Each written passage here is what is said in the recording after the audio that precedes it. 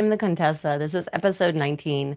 The other one labeled episode 19, if any of you stumbled across that, was a false start because YouTube did whatever the hell it decided to do and tried to make it a horizontal live stream, which is not useful for me because horizontal live streams don't actually get shown to anyone anymore unless you're a big channel, which I am not, in case you're wondering. So welcome everyone to Medieval Storytime. Today I've got some not very uplifting selections for you. Actually, I have some rather depressing selections for you all, so I'm just going to apologize for that in advance. First off, can you hear me? Stargazer, there you are. Yay! Just let me know if you can hear me. Tanya, lovely to see you again. Welcome. Unfortunately, because of the lights, which I have to have, or YouTube doesn't actually promote my live streams, I can barely see the chat thing, but sound is good. Excellent. Okay, so we'll start with usual getting dressed. I'm going to be dressing alla Italiana today, alla Fiorentina today, actually, in honor of the fact that most of our texts have Italian connections. Two of our texts have Italian connections. I mean, one of them has a very Italian connection. So today we're going to be reading three different selections from three very different sources. We will have one reading that is from Christine de Pizan, or Cristina de Pisano's treatise, The Treasure of the City of Ladies. And we're going to be reading her instructions for how a princess should keep tabs on her household. We will also be then reading one of the letters of pardon from the Duchy of Burgundy, one specifically from 1489. And then we will be reading a morality tale from Marie de France's Lay, her collection of lays. And this one will definitely be, I'm going to just warn you, trigger warning, it's violent. Not necessarily throughout the whole thing, it's just at the very end. The ending is a bit gruesome, but let me just say that it's a satisfying story because everyone gets their just desserts, basically. So in this era of injustice, I feel like any story that ends with the good guys winning and the bad guys getting what they deserves is just, I just need that kind of story right now. So yeah, we have three different selections planned for you today. And of course, as always, I will be discussing the context of each of these, the writers themselves, and providing you with a good backdrop so that you can better understand the text. We will read each text through solidly without an undue amount of commentary for me. And then we will go back and read the passages bit by bit so that we can all actually understand each section. And if you have any questions, that would be the time to ask the questions. Yeah. So, how is everyone doing today? It's another sunny and freezing cold day here in South Korea. Winters, I don't like winters here because they're just so dry that you have to have a humidifier. I have two humidifiers in this tiny vacation rental that we have. And it is unfortunately too dry to actually snow. So it's cold and it's sunny. So it's just bitter. It's just bitter. And the wind is very vicious. But we're even in the warm part of Korea. We're in Daegu, which is in the south of South Korea. If you go up to Seoul and northern parts that are north of here, it gets real cold, really, really cold, and also just bitter. You know, I'm doing as well as can be expected. We're still hoping that the condottiero gets gainfully employed here shortly. That would be really nice. He's not good at being unemployed. And, you know, as you all know, the hiring freeze has impacted us big time in that regard. So, you know, things are as good as they can be given the circumstances. Definitely first world problems, but there it is. Otherwise, it looks like I might actually have another museum visit planned for the Korean Folk Museum where I'm going to get to once again examine firsthand 16th century Korean garments. I am so excited. The Folk Museum up in Seoul has one of the largest collections of historical Korean clothing, and I'm very excited that they're going to let me go and look at it. Unfortunately, Minji had to go back to the US earlier than planned, but unfortunately for me, fortunately for her because of the reason, but it looks like they're still going to let me go and look at them even though she will not be with me, which is pretty excellent because the Daegu National Museum won't let me look at them because I don't have a master's degree or a PhD. When my condottiero returns, Ryan has a master's degree, so we'll be able to apply under his name to look at the garments, even though he has no real expertise in historical textiles, but I do. The value of a piece of paper, which may or may not have any real meaning. So yeah, I'm very excited. I just got that news this morning.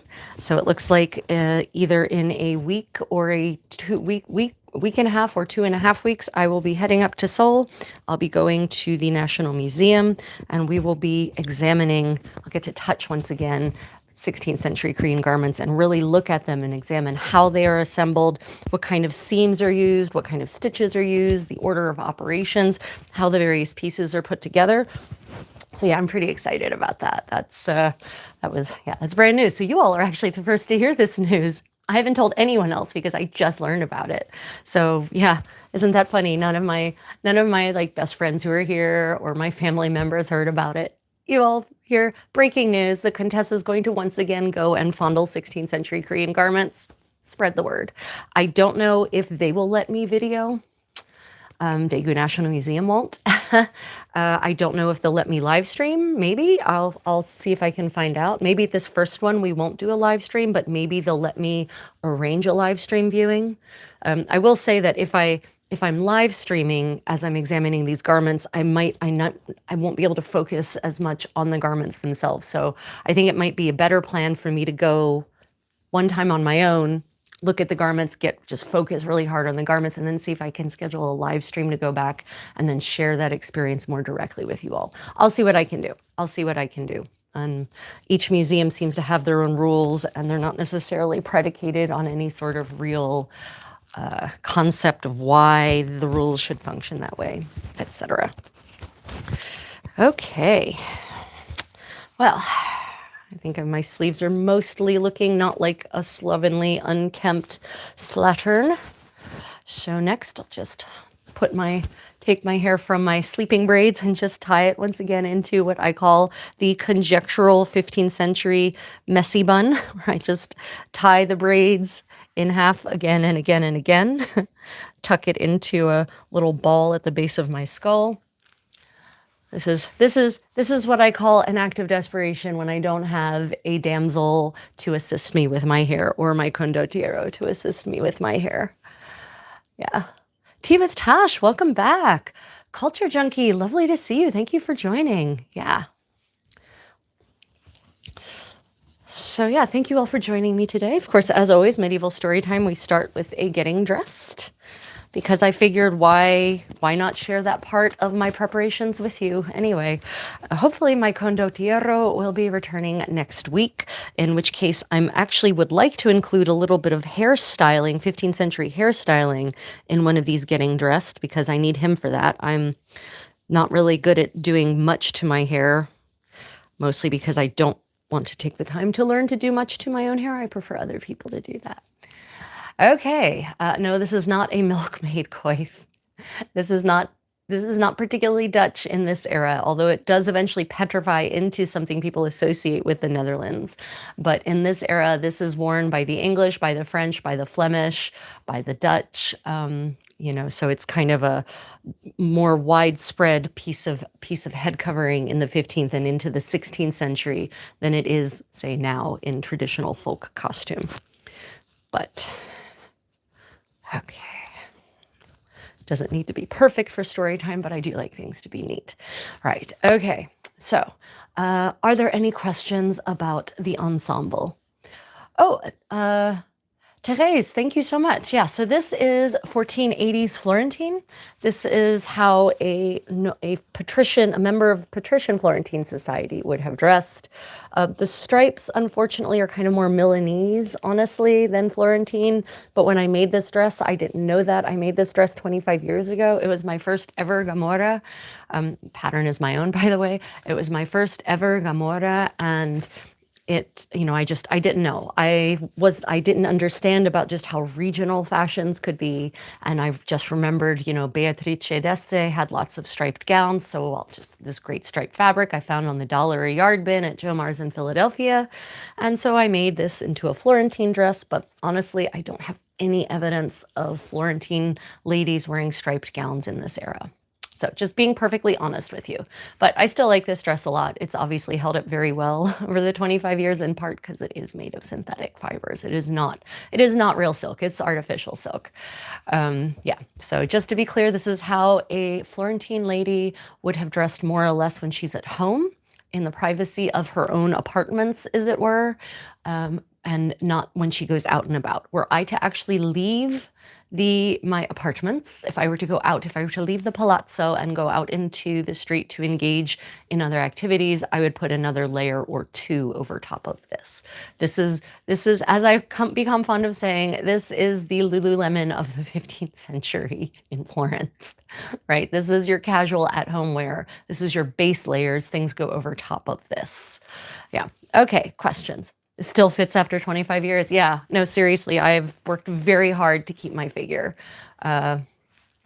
Trim figures do not run in my family genetically. We Lorenz women have to work for it. So I have had to work for it since I was a little girl, since the age of 10. I have exercised and eaten a healthy diet to make sure I maintain my figure. So yeah, all my clothes from 25 years ago still fit me, actually. I've decided I'm not going to bling up today. We're just going to get into the storytelling. Yeah. Yeah, it's very comfortable too. By the way, it's a super comfortable dress. Because of these live streams, I end up spending a lot of my life now in 15th century clothing, and all of my 15th century foundational layers, the kirtle or the gamara, are super comfy and very convenient. If I need to do something more physically active, like go up and down stairs, I can just kilt up my skirts and it's no problem, right? Yeah, plus it feels nice and supportive. Like for those of you who have posture issues, a dress like this will force you to keep your posture. I don't need help with my posture because, again, I've had to watch my physique since I was 10 if I didn't want to be a fat little girl. So, but yeah, if you've got posture issues, clothing like this will force you to have the right posture, because if you adopt a bad posture, it lets you know. It's self-punishing. Okay, so let me see. In my family, fitness doesn't really run, but I exercise a lot and keep myself fit. It makes me comfortable. Yeah. I have to also, if I don't get exercise, like physical, seriously aerobic exercise that gets my heart rate up every day, I start getting edgy. So I really need to have that burst of physical fitness. Yeah. Yeah, Therese, welcome to my community. Thank you so much. If you're new to my channel, after this live stream, you should check out my catalog of videos. I have a lot of really nicely polished video essays on medieval material culture. I have several getting dressed videos with detailed explanations based on primary source research. I have videos about medieval jewelry and medieval accessories and how to outfit your medieval home to, on a shoestring budget. Lots of fun things out there that are not just live stream. Live stream is what I do now, but in the past I have produced a lot of really nicely edited videos into which I put a lot of work. So you might be interested in checking those out. Also, I have lots of medieval dance tutorials on this channel. For those of you who might not be aware, if you would like to learn about medieval dance, how to do it, I'm very good at teaching. I'm not even going to pretend fake modest about that. I'm very good at teaching, and I'm very good at teaching dance. So if you're interested in trying out authentic medieval dance that I have reconstructed from original manuscripts, I've got multiple tutorials on this channel. So that's another thing you could check out afterwards. Yep. Yeah. Oh, thank you. Thank you, Icon. Really appreciate that. Yeah. You look great. Did most women dress like that in the day, and is it comfortable? Yes. In the 1460s to 1490s in Florence, this is more or less how women dressed on a daily basis, right? This is your at-home wear. If, again, as I said earlier, for those who are just joining or didn't hear me say this, if I were to depart my beautiful tapestry covered space, right? This is a real tapestry, in case you all were wondering. It is not an AI backdrop. And I'm not AI either. Someone accused me of being AI a couple months ago. I'm not. Oh, thank you for that gift. Really appreciate that, Therese. Really, thank you so much.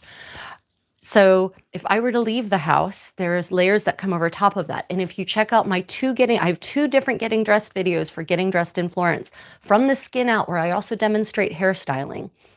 You can actually see different options for overgowns in those getting dressed videos. And in my a lot of my dance tutorials, you can see different Florentine options as well, also Burgundian fashions you see in my dance videos. So yeah, so if I were to go out, I would put another layer or two over top of this. And there's different options for those overlayers, but this shape of gown is how women of all classes in Florentine society dressed on a daily basis. The fabrics themselves would determine, the difference in stature. The shape was basically the same, but the amount of, say, volume in the skirts would change as you get higher up the socioeconomic ladder, or the specific kinds of fabrics would change. At the upper end of the socioeconomic ladder, this is actually a cotta, not a gamora, because it's made of silk. Gamore were the same shape of this gown, but made of wool, usually. And on the upper end of the socioeconomic stratus, that wool would be a really fine wool, like it's called broadcloth in the Middle Ages, but now we call it different things like Melton wool or doeskin. So that's wool that is so wonderfully processed that it feels like satin. It's silky, it's soft, it shines in the light. And the new dress I'm working on, which if you check out my medieval sewing parties, you can see me working on this new dress. The new dress I'm working on is made of a black doeskin that is, I could just lay the fabric out and just roll around in it like a cat. That's how silky it is. So yeah, but the shape would be the same across, whether you're a servant at the bottom of the socioeconomic spectrum or at the top of society. The shape was basically the same. It's just the fullness of the skirts and the specific fabrics out of which it was made that would change. And of course, at the upper end, when you have a cotta, then that can have like jewels and goldwork embroidery and all sorts of really expensive ornaments added to it, even though many of those violated the sumptuary laws of the era. Just visited Colonial Williamsburg. Lovely dress shops there, done by hand. Yeah, everything. This dress was not made by hand because this was in my sewing machine era 25 years ago. But everything I've made since, I don't know, 2005 has been entirely hand sewn. So this camicia is hand sewn. This is hand sewn, right? Yeah. Although now I'm having, as I was saying to some of you yesterday and in a couple of the most recent medieval sewing parties, I've unfortunately had to go back to using the machine for the inside seams, the long inside seams, because I've fallen behind in replacing my historical garments as they literally wear out. And I've got a 2-week event coming up end of July and August, and I need to have enough gowns to get through 2 weeks nicely as a Contessa, as a well-heeled Contessa, and not like a servant wearing the same thing every day. So the compromise I'm making there is I'll do all the inside seams, the hidden seams. I'll do those by machine, so that's the really long seams. And then all the work that is visible on the surface, I will of course do by hand. So that's the compromise I've had to make. Even though I prefer hand sewing.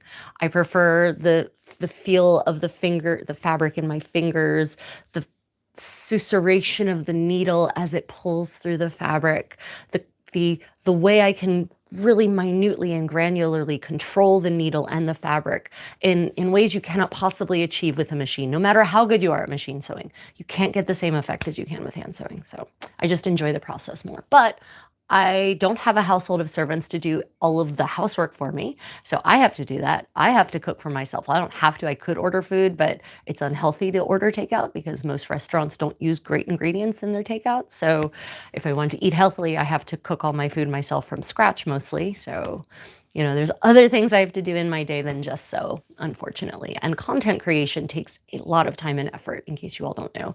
Posts and short videos and long format edited videos, that all takes a lot of time. So, yeah. Do I have a fashion show of this classical dress? Biblab, if you check out the channel, after this stream, if you go to the channel, my channel, and check out all the videos I've posted, you can see a wide array of garments from the 15th century on display.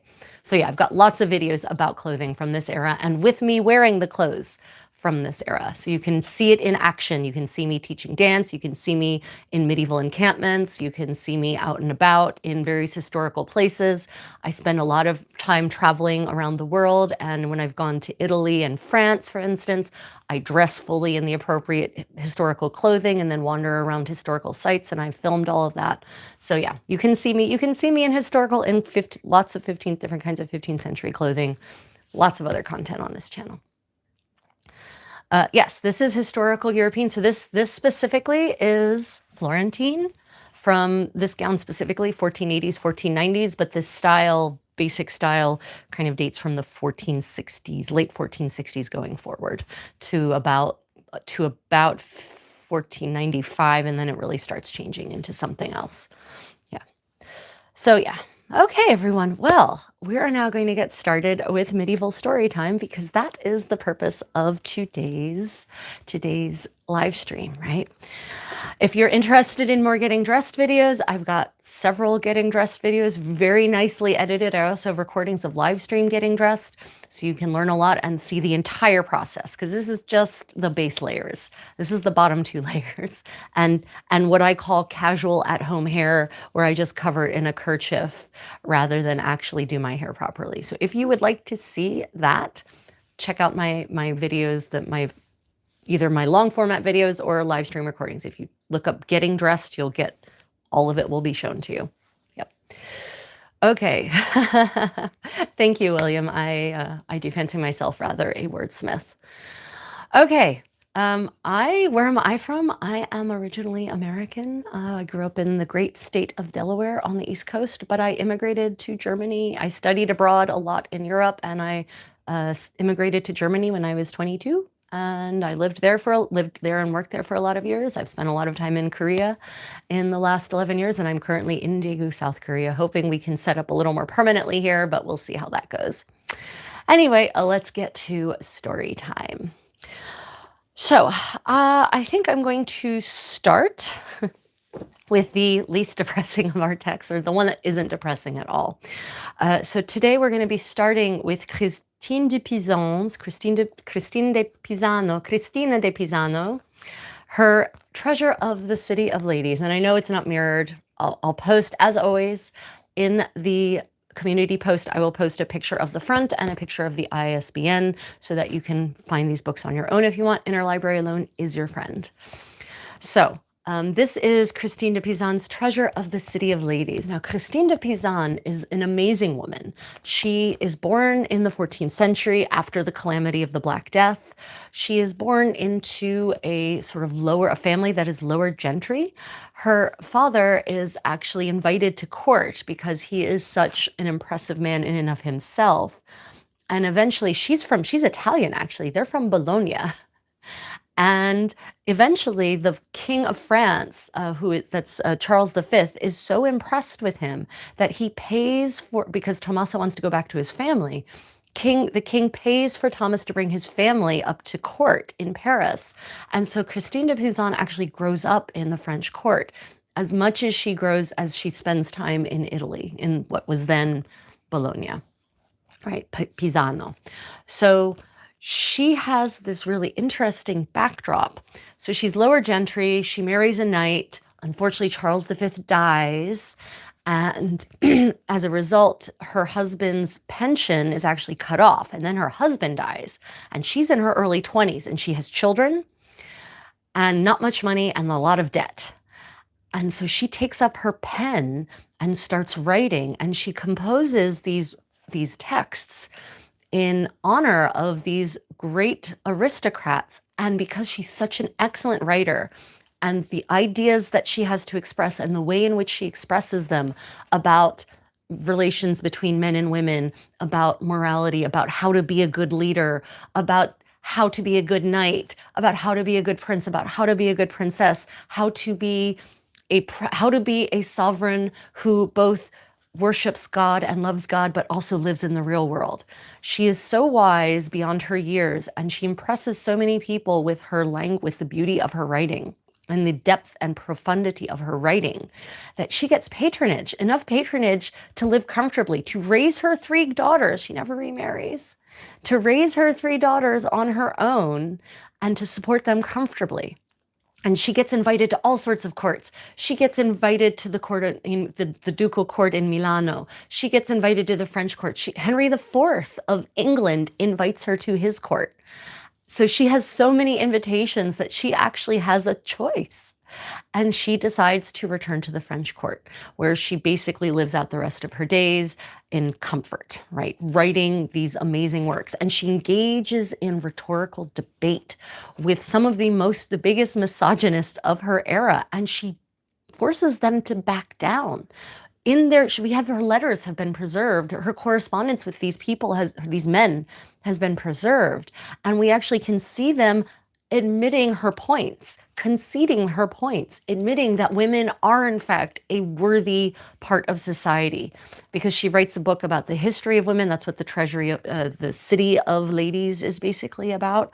And so this is a sequel to the City of Ladies. This is the Treasure of the City of Ladies, in which she provides advice for the princess, capital P, on how to rule, how to balance the secular world with the sacred world, how to manage her own household, how to comport herself, how to avoid scandal, right?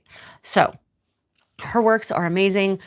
For those of you who are interested in medieval warfare, late 14th, early 15th century warfare, she even wrote a book on the Book of the Deeds of Chivalry, where she actually lays out, practically speaking, how to ration your army, how to structure your army, how to supply your army, how to fight, how to ride. It's this amazing book that she composes. She is such a polymath.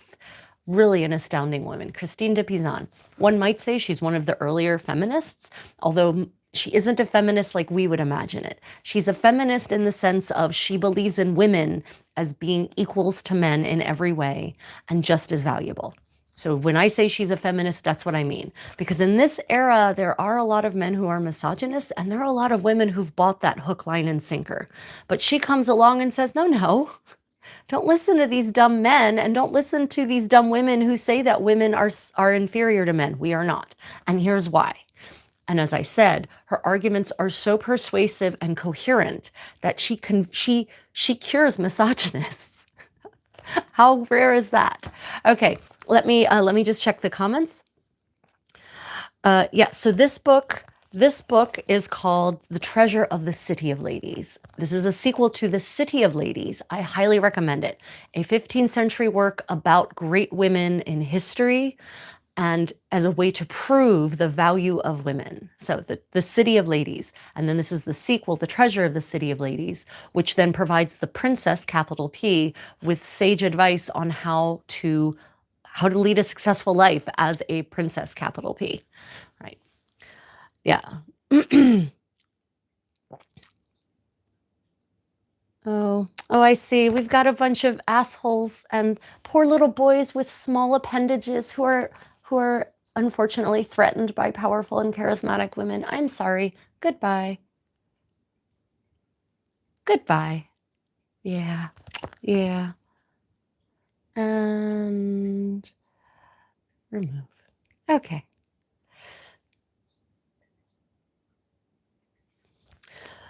The book looks like the book looks like the Michio Belli, the King's Rules Theory.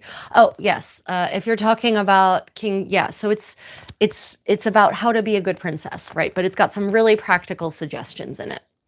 Okay, so let's go ahead and. Yeah, I love it when women say that all women could not read. Actually, in the Middle Ages, women more likely to be literate than men, especially in the first millennium, by the way. How's that for fun? Yeah, women were absolutely educated. They were taught to read and write. They needed to be able to run a household, right? There were public schools even for members of lower society. So the idea that peasants couldn't read and write is also not true, right? So that's another, the illiteracy rates in the Middle Ages are another myth in medieval Europe, or another myth that I would like to fight. But okay. So yeah, I am going to go ahead and start the reading. Again, if you have any questions, save them for the end because we're going to do a clean read through and then I will answer your questions and then we will go back through and go through piece by piece to explore any specific passages that are, I think, are noteworthy or that need elucidation. Okay, so this book is broken down into multiple sections that are thematic. The first one is actually all about how to be a a good Christian princess, capital C, capital P, right? How, because one of the ideas at the time was that some people said you should have a retired life, not an active life. An active life would be a life that's focused in the secular world. A retired life would be one in which you withdraw from society and devote yourself entirely to worshiping God. And Christine de Pizan says, no, no, no, if you're a princess, you shouldn't do that. You need to rule. God doesn't want us to spend our lives on earth entirely worshiping him. Otherwise, he would not have created us, right? He wants us to have a balance and he wants people to do their jobs and function in society in order to grow and evolve, right? So that's the first section. The second section is the one that has more practical tips and tricks on how to be a princess. And so here we are with the seventh teaching, as she calls it. The seventh teaching describes how the wise princess will keep a careful eye on her revenues and finances and on the state of her court. The seventh teaching of prudence to the wise princess is that she will carefully look after her revenue and her expenditure, which not only princes and princesses ought to consider, but likewise all people who wish their lives to be regulated by wisdom. She herself will feel no shame in wishing to know the sum of her revenues or payments. On certain days, she will have her collectors and the administrators of her finances do their accounts in her presence. She will want to know how the masters of her household govern their staff, command their underlings, and distribute food. In the same way, the princess will want to be familiar with other departments of her court. She will want to know that all her officers, whether great or little, are prudent, lead a good life, and are true gentlemen that she takes them for. If she finds out the contrary, she will immediately dismiss them. She will want to know what the household expenses are. She will want to know what has been bought for her out of her funds, from merchants, and from her subjects. And she will command that the bills be fully paid on a certain day, for she will certainly not want the curses or the ill will of creditors. She will wish to owe nothing. She will prefer to manage with less and to spend her money more moderately. She will not permit anyone to take anything from the people against their will or at an unfair price. And she will stipulate that her staff must pay promptly and not oblige the poor people of the villages and other places at great expense and trouble, to come time and time again to deliver a memorandum of a debt to her private apartments or to her finance officers before they are paid. She will not want her treasurers or stewards to be liars, as is the common custom, nor to put people off with hollow promises and one delay after another. This wise lady will organize the management of her revenues in the following manner. She will divide her income into 5 parts.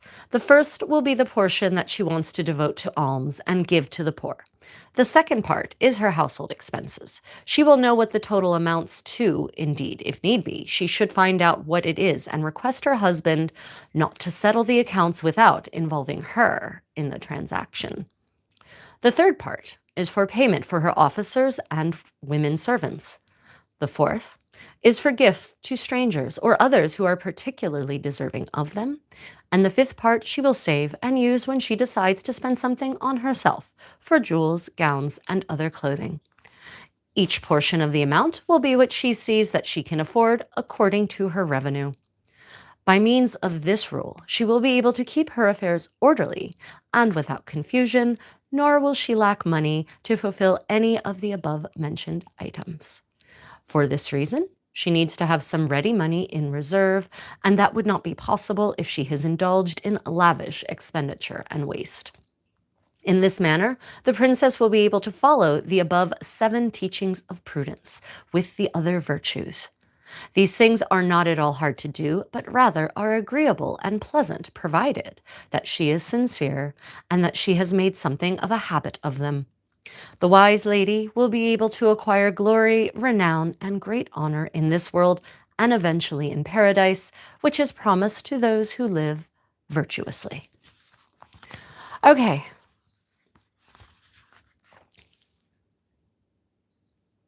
Oh, let me see.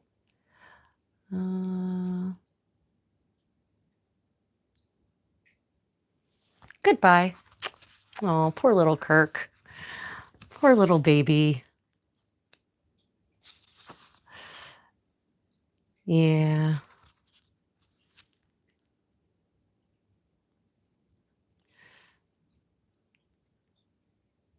Yep, got it. Yep, gone. Okay.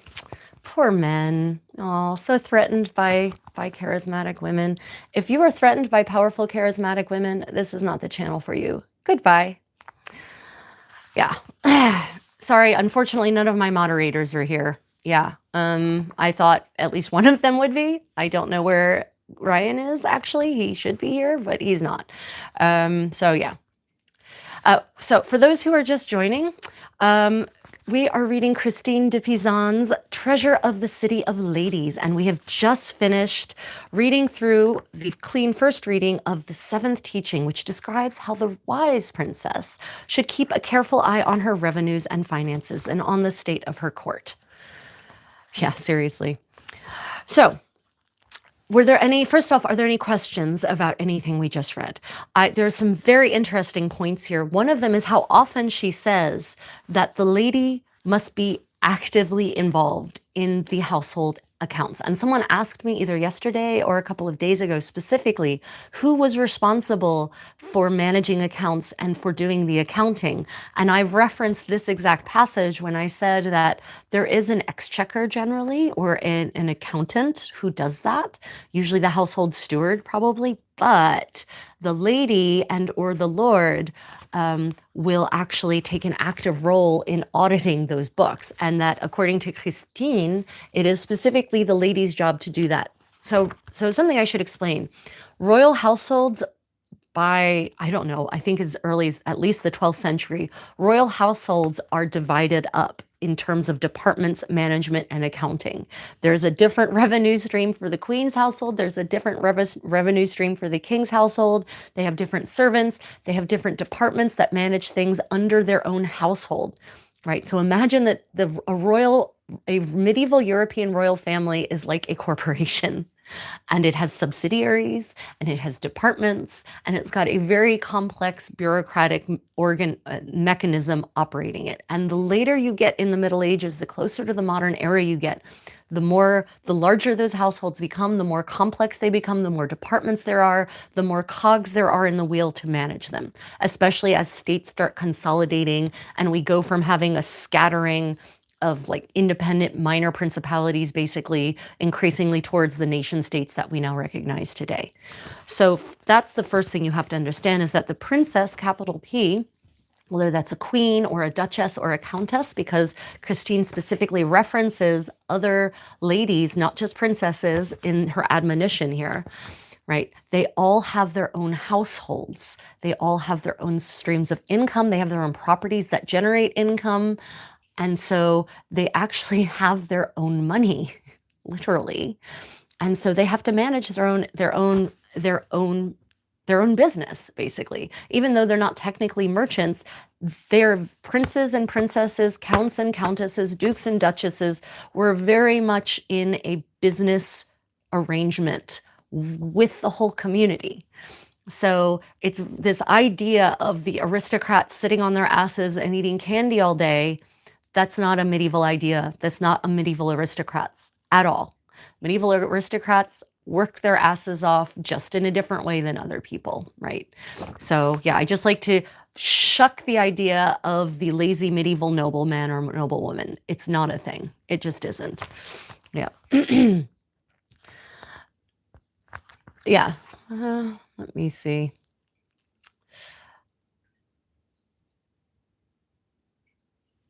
Uh, Nathan Delara, welcome, welcome. Thank you, Nathan Delara. Bienvenido, welcome, welcome to my channel. Welcome to the Creative Contessa. Medieval story time. We are reading The Treasure of the City of Ladies, and we're about to go through some very specific parts that will give us a really good idea about the daily operations, daily life for a medieval princess, right? So very clearly, she has a very active role in her finances. She is supposed to, right? She will feel no shame. This is an interesting statement. She will feel no shame in wishing to know the sum of her revenues or payments. In other words, there is an idea that money is kind of a dirty thing, right? There's this idea, you know, aristocrats shouldn't concern themselves with money. Money is a dirty thing. It's dishonorable. And Christine de Pizan is very practical. She says, no, no, no. There is no shame in wanting to know about your income and your expenditures. And in fact, not only is there no shame, you should know about it. She says on certain days, she will have her collectors and administrators do their accounts in her presence. This is an audit. Christine de Pizan is talking about an audit, right? She's talking about, and I suspect she means random audits, right? So nothing's scheduled. So the princess just shows up and says, hi, you doing the accounts? I'm going to watch you, right? So that it keeps them on their toes. It keeps them honest. And she makes a reference to that later about the usual situation being treasurers or stewards who are liars, because she says she will not want her treasurers, her exchequers, or her stewards to be liars, as is the common custom. So, you know, there's an acknowledgement that there is definitely corruption in the system, that embezzlement is a common problem. There's lots of cases of embezzlement, of embezzlers getting brought up on charges and facing some really stiff penalties for it, but apparently the penalties weren't stiff enough to prevent it entirely. So she actually talks about, you know, conducting random audits to make sure that her household is not being, that she's not being scammed by her staff, right? She will want to know how the masters of her household govern their staff, right? So here she's advising her to be a good CEO, to not only make sure that she's not being scammed, but that the people under her employment are being treated well, right? And that it matters about how they treat them. She says how the masters are governing their staff, how they command their inferiors, their underlings, and how they distribute food. So when you were the staff, when you were part of a household, whether it was a royal household, a committal household, a ducal household, a noble household, part of your employment was actually being fed, and in some cases being housed, right? So she's actually telling the princess that she needs to actually to check up on these nitty-gritty details to make sure that her employees are well cared for. Wouldn't it be great if that's what all CEOs did, right? All top-level executive management actually took the time to just occasionally check and see how their employees are actually doing and ensure they're being treated well? Wow, what a different world we'd have, right? This is the medieval world. This mattered in the medieval world. It's only in the with the rise of capitalism that we start seeing employees being treated the way they are now. Yeah. So anytime someone says, oh, it was so horrible in the Middle Ages, I want to say to them, there were some really bad things, but there were things we could definitely should adopt and re-implement that we got rid of as a result of the, you know, Adam Smith and co. Okay, so in the same way, the princess will want to be familiar with other departments of her court. So in other words, she's saying you need to make sure, you as the princess, you need to know what's happening everywhere. You definitely should not just be sitting and eating marzipan all day. She will want to know that all her officers, whether great or little, are prudent, right? That they're wise, that they lead a good life, and that they are the true gentlemen that she takes them for. And so the implication there, because it says if she finds out the contrary, she should immediately dismiss them, right? The implication is that she probably has them investigated. So, you know, I haven't actually looked in to see how many people got letters patent or were hired to actually investigate other people, but I'm pretty certain that's what this is implying, that she should not just trust what she sees with her eyes, but that she should rely on other reports. Oh goodness, I have fallen completely behind in the, let me see. Okay.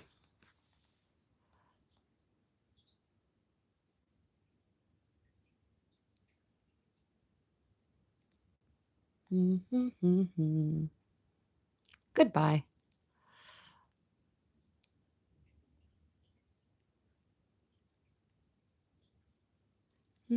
Sorry, I'm just doing a little cleanup here.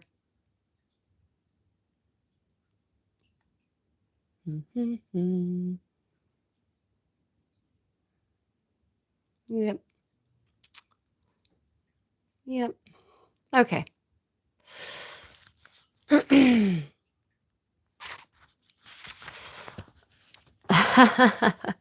Okay. So back to our text. Sorry, I thought any of my moderators would be here today, but they're not. That's okay. Twitchy's probably sleeping. Poor Twitchy. Okay, so she will want to know what the household expenses are. Again, she needs to keep track of where her money is going.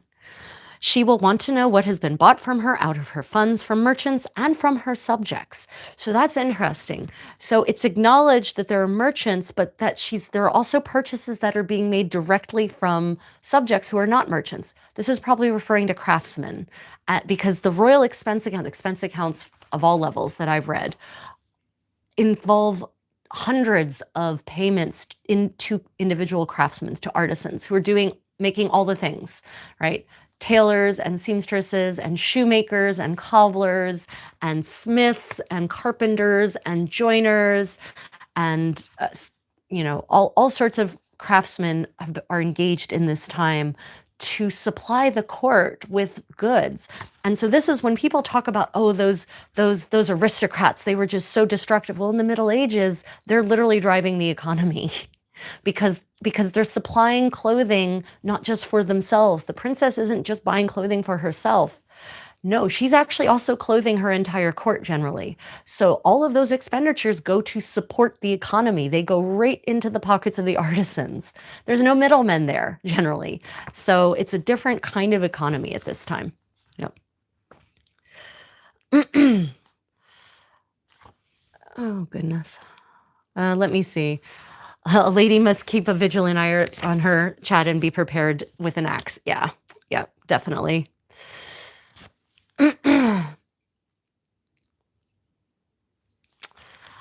Yeah. Okay, well, the problem is I'll just spend the whole live stream cleaning up the chat and we'll never get through the book. So yeah, Susan, if you are interested, I will make you a moderator because you're nearly always present in my live streams, and then you can just axe everyone you feel like, right? Okay, moving on. So she will command that the bills be fully paid on a certain day, for she will not want the curses or the ill will of creditors, right? And so people think of medieval monarchs, medieval nobility as being omnipotent, but they're not, right? They're absolutely not. They are also subject to laws and rules and regulations. But also there's a question of reputation. She will not want the curses or the ill will of creditors, right? So the idea is that your reputation as a princess or a prince matters. You need to not develop a reputation of non-payment, because the other part is when you as the prince or princess decide you need to borrow money, if amongst the people providing loans in the community, the bankers, if they know that you don't pay back your debts, if merchants and artisans know and spread the word that you don't pay your bills, people will start supplying you with goods. See, contrary to the idea of the 15th century that a nobleman would just go and force someone to make them something, that's not how it actually worked. The Middle Ages were much more just than people give them credit for being. Right. She will wish to owe nothing. She will prefer to manage with less and spend her money more moderately. So, this is an admonition to consume less. She will not permit anyone to take anything from the people against their will or at an unfair price, right? So here, she's advising the prince, or the princess specifically, but these rules also apply to the prince, that they need to ensure that there is justice, that nothing is coerced, nothing is forced, nothing is compelled or stolen. And that should be a general rule for all leaders, but apparently it's a lesson that's been forgotten. She will stipulate that her staff must pay promptly and not oblige the poor people of the villages and other places at great expense and trouble to come time and time again to deliver a memorandum of debt. Right. So she, here again, Christine de Pizan is saying, you as the princess have to have direct oversight, and you have to make certain that your underlings are representing you well, and that you're not inconveniencing these people whose lives are hard enough and who have enough to do with their time that they don't need to be taking the time to go and present bills directly. This is something that might be hard for people to imagine, that not only are bills not posted in the mail, the artisan would themselves have to go and submit the bill, or would have to send someone else to do it for them. So there is actually a question of making the journey from the village to the manor or the castle or the palace to actually submit the bill. And so Christine de Pizan is saying to the ruler, you need to be considerate of other people and their time. She will not want her treasurers or stewards to be liars, as is the common custom. We discussed this. The common custom is the part that always gets me when I read this passage. The open acknowledgement that there is a lot of corruption amongst accountants, basically, in this era. Nor to put the people off with hollow promises and one delay after another, right? Coming back to reputation. If your promises are hollow, people will stop doing business with you. Yeah. For those just joining, Rachel, I am reading from The Treasure of the City of Ladies by Christine de Pizan, one of the earlier feminists and a professional woman author from the Middle Ages, a very rare thing. She supported herself entirely with her writing, and successfully. So these are rules, these are admonishments, these are strong suggestions for a princess, how a princess should rule, how she should govern her household. The wise lady will organize the management of her revenues in the following manner. So now we have a breakdown of how you should spend your income, basically, as the princess. 5 categories, Christine says. The first will be the portion that she wants to devote to alms and give to the poor. Now, this is definitely pre-capitalism, right? And pre-Reformation, because during and after the Reformation, this idea of, almsgiving and supporting the poor as part of your Christian duty goes away hard. But in the Middle Ages, it's still very much the number one thing. There's a book of etiquette that I read that actually the first rule of dining at the table is that you should make sure that the poor and the needy have food as well. That's the first rule of dining. Not anything about you eating. The first rule of dining etiquette is to make sure that the poor and the needy have food. Can you imagine a modern book of etiquette talking about the first thing you need to do is make sure the poor are taken care of before you do anything about yourself? But here we have that same idea again, right? The first thing you should do, the first tranche of your income should be devoted to alms to be given to the poor, right? The second part is her household expenses. She will note what the total amounts to. Indeed, if need be, she should find out what it is and request her husband not to settle the accounts without involving her in the transaction, right? So she uses the word request because she acknowledges that under law, generally, the husband does have the right to kind of do more or less whatever he wants with his wife's property and income. But she says here, make request that your husband not settle the accounts without you being involved in the transaction. The third part is for payment to her officers and her women servants. So this is for the members of her household. The fourth is for gifts to strangers and others who are particularly deserving of them. So there's a culture of gift giving in the Middle Ages that has more or less gone away. But the idea was that if a visitor came to your court, then you would give them a gift. And ostensibly, they should give you a gift also. So it's an exchange.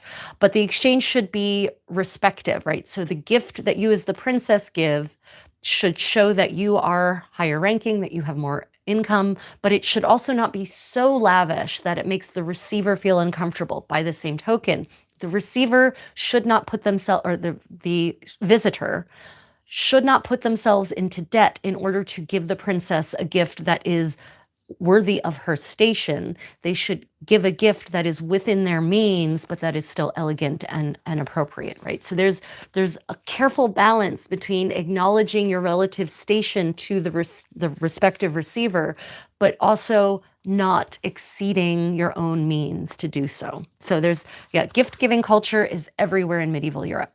So it's interesting that there's an entire part of the household income that is of the princess's household accounts that are devoted to gift giving. That underscores the importance of gift giving in this era. The fifth part, she will save and use when she decides to spend something on herself for jewels. So this is discretionary personal spending. And it's interesting that Christine specifies spending on herself for jewels, gowns, and other clothing. So that's another aspect of medieval households that often escapes modern people, is the idea, once again, that the lady of the house has a separate pot of money from which to spend than the man of the house or the man of the household, right? And that's why she actually has to pay for her own clothing. And this is why Caterina de Aragon, Catherine of Aragon, was wearing for a long time threadbare clothing because her father, Fernando, didn't send her money. Her father-in-law, or would-be father-in-law, didn't give her money, and he didn't give her dower lands either. So she had no income, basically. She was living like a pauper, and it got to the point where her clothing was threadbare. Right? And people wonder, well, how could that be? She was a princess, blah, blah, blah. It's because being a princess didn't mean you had money. Contrary to popular belief, that isn't what it meant. Princess, in many cases, was an honorary title, or even queen. Queen of Cyprus by the 15th century. There are no more queens of Cyprus. It's an honorary title. King of Jerusalem by the 15th century. That's an honorary title. There are no more Frankish kings of Jerusalem, right? Okay, question. If I may ask, where did you get that gorgeous tapestry? Sorry, off topic. That's okay. This is question time. So this tapestry I bought on eBay. I have a video on this channel if you're interested about such tapestries that I've purchased. It describes how to buy them, where to buy them, what to look for, what search terms to use, right? But there's a lot of these tapestries on eBay for very reasonable amounts of money. This is a vintage one. It's 60 or 70 years old. It's from Belgium. It was bought, no doubt, originally as a souvenir. Some very well-heeled person traveled to Belgium, bought one from one of the tapestry gift shops, and then brought it back. But I don't think it ever actually got hung, because when I got it, it was still very neatly folded in its original packaging, basically. Yeah, you can find really good deals on these things on eBay, and sometimes on Etsy as well, or at least you used to. Yeah. Okay. So, you know, the idea of the princess just having unlimited money and unlimited income, not true. Not true at all. Not in the Middle Ages, right? A lot of people think about, when they think about nobility, when they think about aristocracy, they're thinking 18th century, they're thinking 19th century. It's just not the situation in the Middle Ages. It's so different. The medieval period really is very different on a lot of levels. And honestly, it's the Reformation that really changes a lot of things in that regard.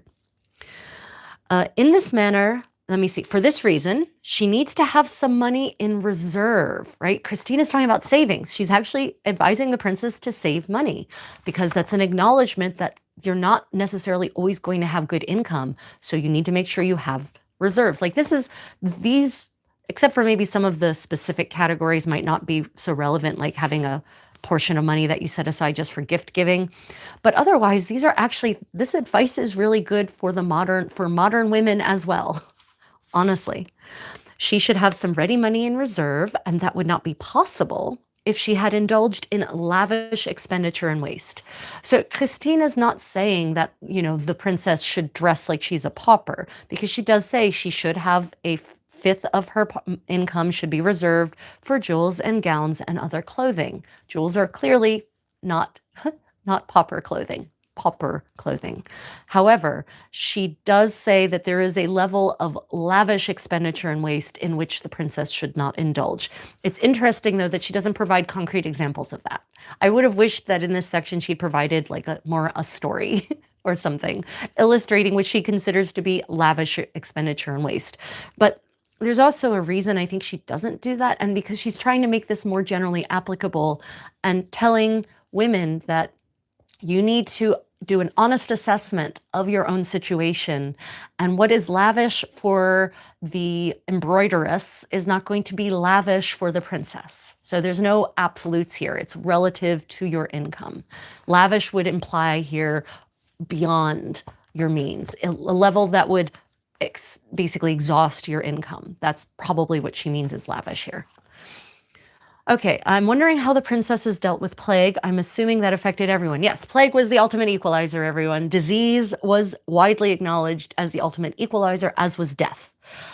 So, Princess Joan, the daughter of Edward III, on the way to marry, on her way to Portugal to marry the king, she died of plague. She died on the ship on the way. So that was before plague had even reached England, I think. So she died en route. Yeah, they died like everyone else. They died. The plague did not spare anyone based on class or socioeconomic status because the thing that spread the plague was common to everyone. In fact, it's more likely that if you lived in a remote village, you were more likely to survive longer anyway, the Black Death, than if you lived in an urban center, especially than if you lived in a port town. If you lived in a port town, game over. Sorry. But if you lived remotely out in a village, you would survive for longer than if you lived in a port town or in an urban center. So yeah, princesses, kings, princes, they died. They did what everyone else did. They died. That's just the way it was. Now there were treatments, but the treatments were completely ineffective. For the most part, we still don't understand. We're only kind of vaguely starting to understand some of the mechanisms that may have influenced plague survival. And one of them actually seems to be malnutrition, weirdly. They're actually finding skeletons of people, the skeletons of people who survived the Black Death show signs of malnourishment, versus the skeletons of people who didn't that show good levels of nourishment. And there's some theories about the biological mechanisms behind that, and that malnourishment actually triggers the body to be more robust in certain ways. Specifically malnourishment in childhood is what I meant. Sorry, not general malnourishment. If there's this interesting correlation between childhood malnourishment in the Middle Ages and survival of the plague. And this was an article I read a couple of months ago. If you look it up, you can find the details. This is a scientific study they've just done. And they suspect that the process of being malnourished during your formative years triggers the body to respond in such a way, and that response, it makes you resilient to diseases like Yersinia pestis, the Black Death. So yeah, princesses, they died, or not. It was sometimes very random. It seemed sometimes random who would survive and who wouldn't. I'm from Scotland. They tried bleeding. Oh, phlebotomy for the loss. Phlebotomy for the loss. Yeah, phlebotomy is the practice of bloodletting. And there were professional phlebotomists in the Middle Ages. They had a special and gruesome looking set of tools that they would use for bloodletting, because disease in this era was generally viewed as an imbalance of the humors. Blood is one of the humors. So if you are imbalanced, then if you just let out some blood, that should bring everything back into balance, right? Unfortunately, your blood is really important to your immune system response. There are a few, as I mentioned yesterday or a couple of days ago, there are a few diseases that modernly we understand will actually be treated by removing blood from your body, but like very, very few disorders that will be treated that way. Otherwise, yeah, phlebotomy for the loss. Let me see. It's actually very good for an older person to donate blood once a year to keep it thin, to keep heart attacks away. I wonder if that's interesting. I'll have to look into that. Didn't noble people have private doctors instead of being healed in religious convents? So interestingly, you're talking about the hospitals. The hospitals that were operated by the religious institutions actually provided very good quality care. And the physicians who are practicing, ironically, the physicians who are being hired to practice, to treat the royalty, are probably going to employ more of those sophisticated treatments like bloodletting, which are going to actually do you more harm than good. Whereas the people in those charitable hospitals run by the religious institutions are less likely to get those innovative treatments and therefore have a better chance of survival, because in those hospitals they're being treated, they're being cared for, they're being nursed, they're actually being given herbal concoctions to drink, and they're being fed, and they've got comfortable beds, and they're being clothed, and they're actually ironically more likely to survive than getting those sophisticated, innovative treatments that the aristocrats, that the well-heeled could afford from, the latest and greatest in medical science of the Middle Ages. And I'm using the word science there very loosely, very loosely. Let me see. Let me see. Shout out to Florence Nightingale, 100%. Okay, so any questions about the passage about how a princess should manage her finances, how she should govern her household?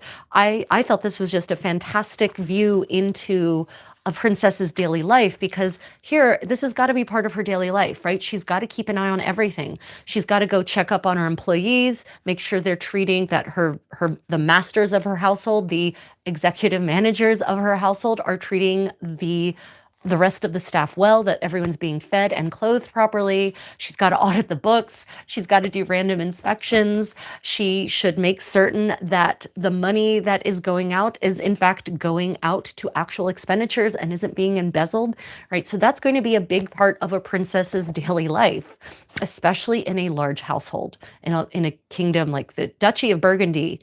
The ordinances of the Duchy of Burgundy are overwhelming, and the complexity of the Burgundian state is also overwhelming. And so Margaret of York and Isabel of Portugal probably had spent a lot of their days just overseeing things, right? But that's how you did it back then. That's the way you make sure no one ends up bamboozling you or pulling the wool over your eyes, as we say in English.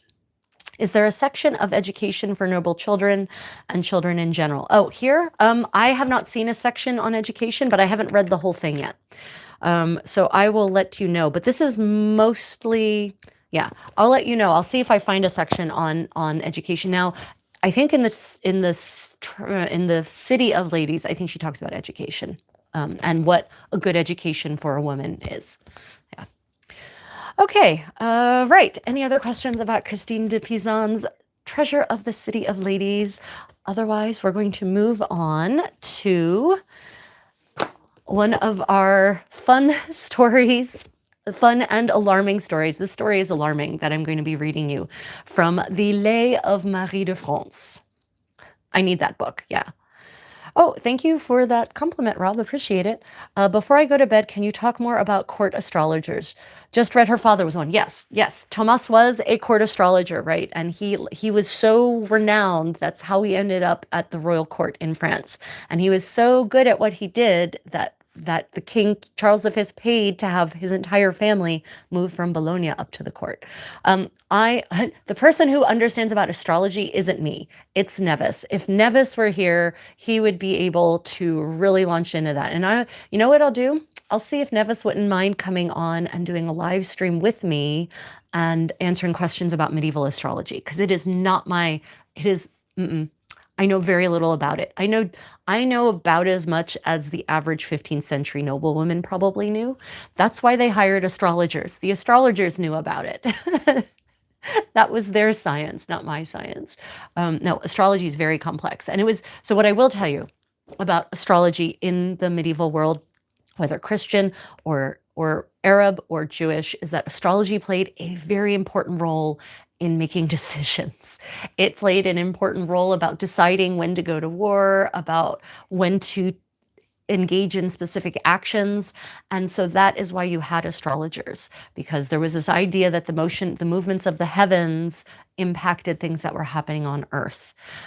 So astrology was one of the sciences. It was one of the subjects, right? It was in the quadrivium. I don't remember if it's in the trivium or the quadrivium, but it is one of the subjects to be studied. It is part of the medieval education. So yeah. It was, and astrology and geometry go like hand in hand together in this period, especially. Yeah. Court astrologers predicted things like the best time for a certain person to go to war. Yeah, exactly. That was the point. That was what court astrology. I just couldn't tell you about. I couldn't tell you like what the the orientation of this planet and this moon and this star in this quadrant means. That I don't. I understand the general idea about astrology in the Middle Ages, and that I, as a princess, should consult an astrologer before undertaking certain momentous tasks, but I couldn't tell you what about the specifics of astrology. But yeah, court astrologers, they played a very big role, and I honestly don't know when that stopped. Um, I would say possibly with as the Enlightenment wears on and those ideas are cast out the window is probably about the time that astrologers stop playing any kind of role in official business. Although to this day we have some people who are powerful and rich who still consult astrologers. Yeah. Let me see. I love medieval modern era occultism such as alchemy and Kabbalah. Yeah. So my friend and follower Nevis, community member Nevis, he's an expert in this stuff. And he is Dovin. He is Dovin. Wow, that's an old version of dive. He has taken a very deep dive into medieval astrology. So he can say a lot. So if there's interest, let me know in the comments, not necessarily in the live chat, because I can't always see what's happening in the live chat. Let me know in the comments if you're interested in seeing a live stream about medieval astrology, and I will make sure, I will see if Nevis will work with me on that. Yep. Yeah, the church was fine with it. The church was fine with astrology. The church did not have a problem with sympathetic magic. This is not the era of black magic. This is the Middle Ages, is contrary to popular belief, not the era of satanically oriented magic. We have a lot of books of magic from the Middle Ages, and they all intersperse. They call on the saints and Jesus and God for power, right? So it's just a way of channeling the power of, you know, God and the saints and Jesus and the Holy Spirit. It is not a way of working with the devil. So the church didn't really care about witchcraft. It really didn't. It didn't care about magic. It didn't care about the practice of magic. It didn't and the theory was, especially the medieval church, the medieval church's stance on magic was generally humans can't do magic. The only beings that can do magic are God, the saints, and the Holy Spirit and Jesus, right? So anyone who claims they're a witch, they're not. That's not possible. God wouldn't allow that. Is kind of what that's the church's stance on it until the 16th century, basically. And then things start changing with the Reformation, and everything gets turned on its head in Europe. The Reformation sucked. Hashtag Reformation, I hate you. Hashtag Reformation sucks. Hashtag Reformation go away. Yeah. Oh, Nevis, are you there? Nevis, I'm sorry, are you there? I didn't see you. Oh, there I are. Oh, yeah, you did hear Nevis. Welcome. We just had a question about astrology, a more general one about the role that court astrologers played. But let me know if you're interested in doing a live stream where we explore, where you instruct me on the practice of medieval astrology. I think there's some interest in a live stream like that. So let me know if you'd be interested in actually being on my channel. I think that'd be really fun. Yeah. Let me see.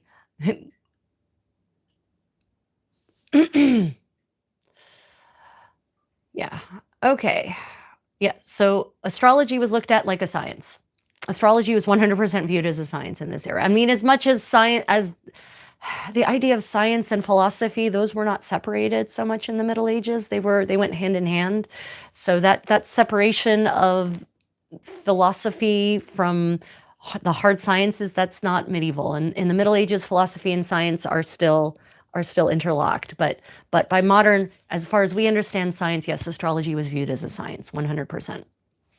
Yep. Okay. Oh God. So Catharism. Yes. Okay. So they had problems with heretics, but the Cathars weren't witches or sorcerers. They were heretics, and they had some really weird ideas. I'm just going to put that out there. They had some really weird ideas. So they made themselves a target by, organizing a community and declaring independence based on their ideas, right? It wasn't about witchcraft. It was about having really heretical ideas. Yeah.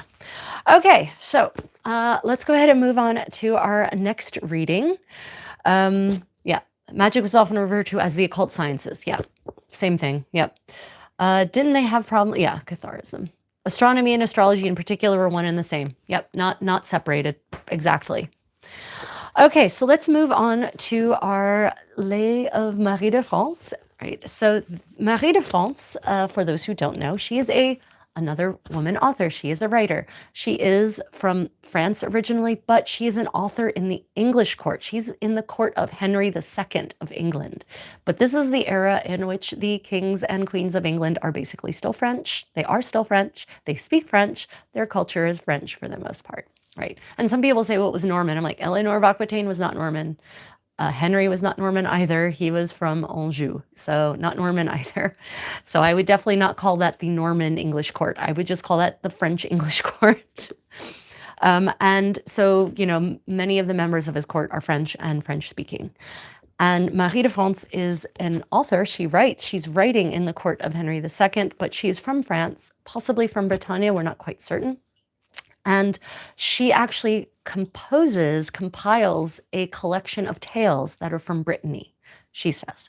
And that's backed up by some other literature that also places these same stories in Brittany. But what she adds to these stories, many of these stories were extant. She most likely didn't invent any of these stories. Just like Shakespeare didn't really invent most of his stories.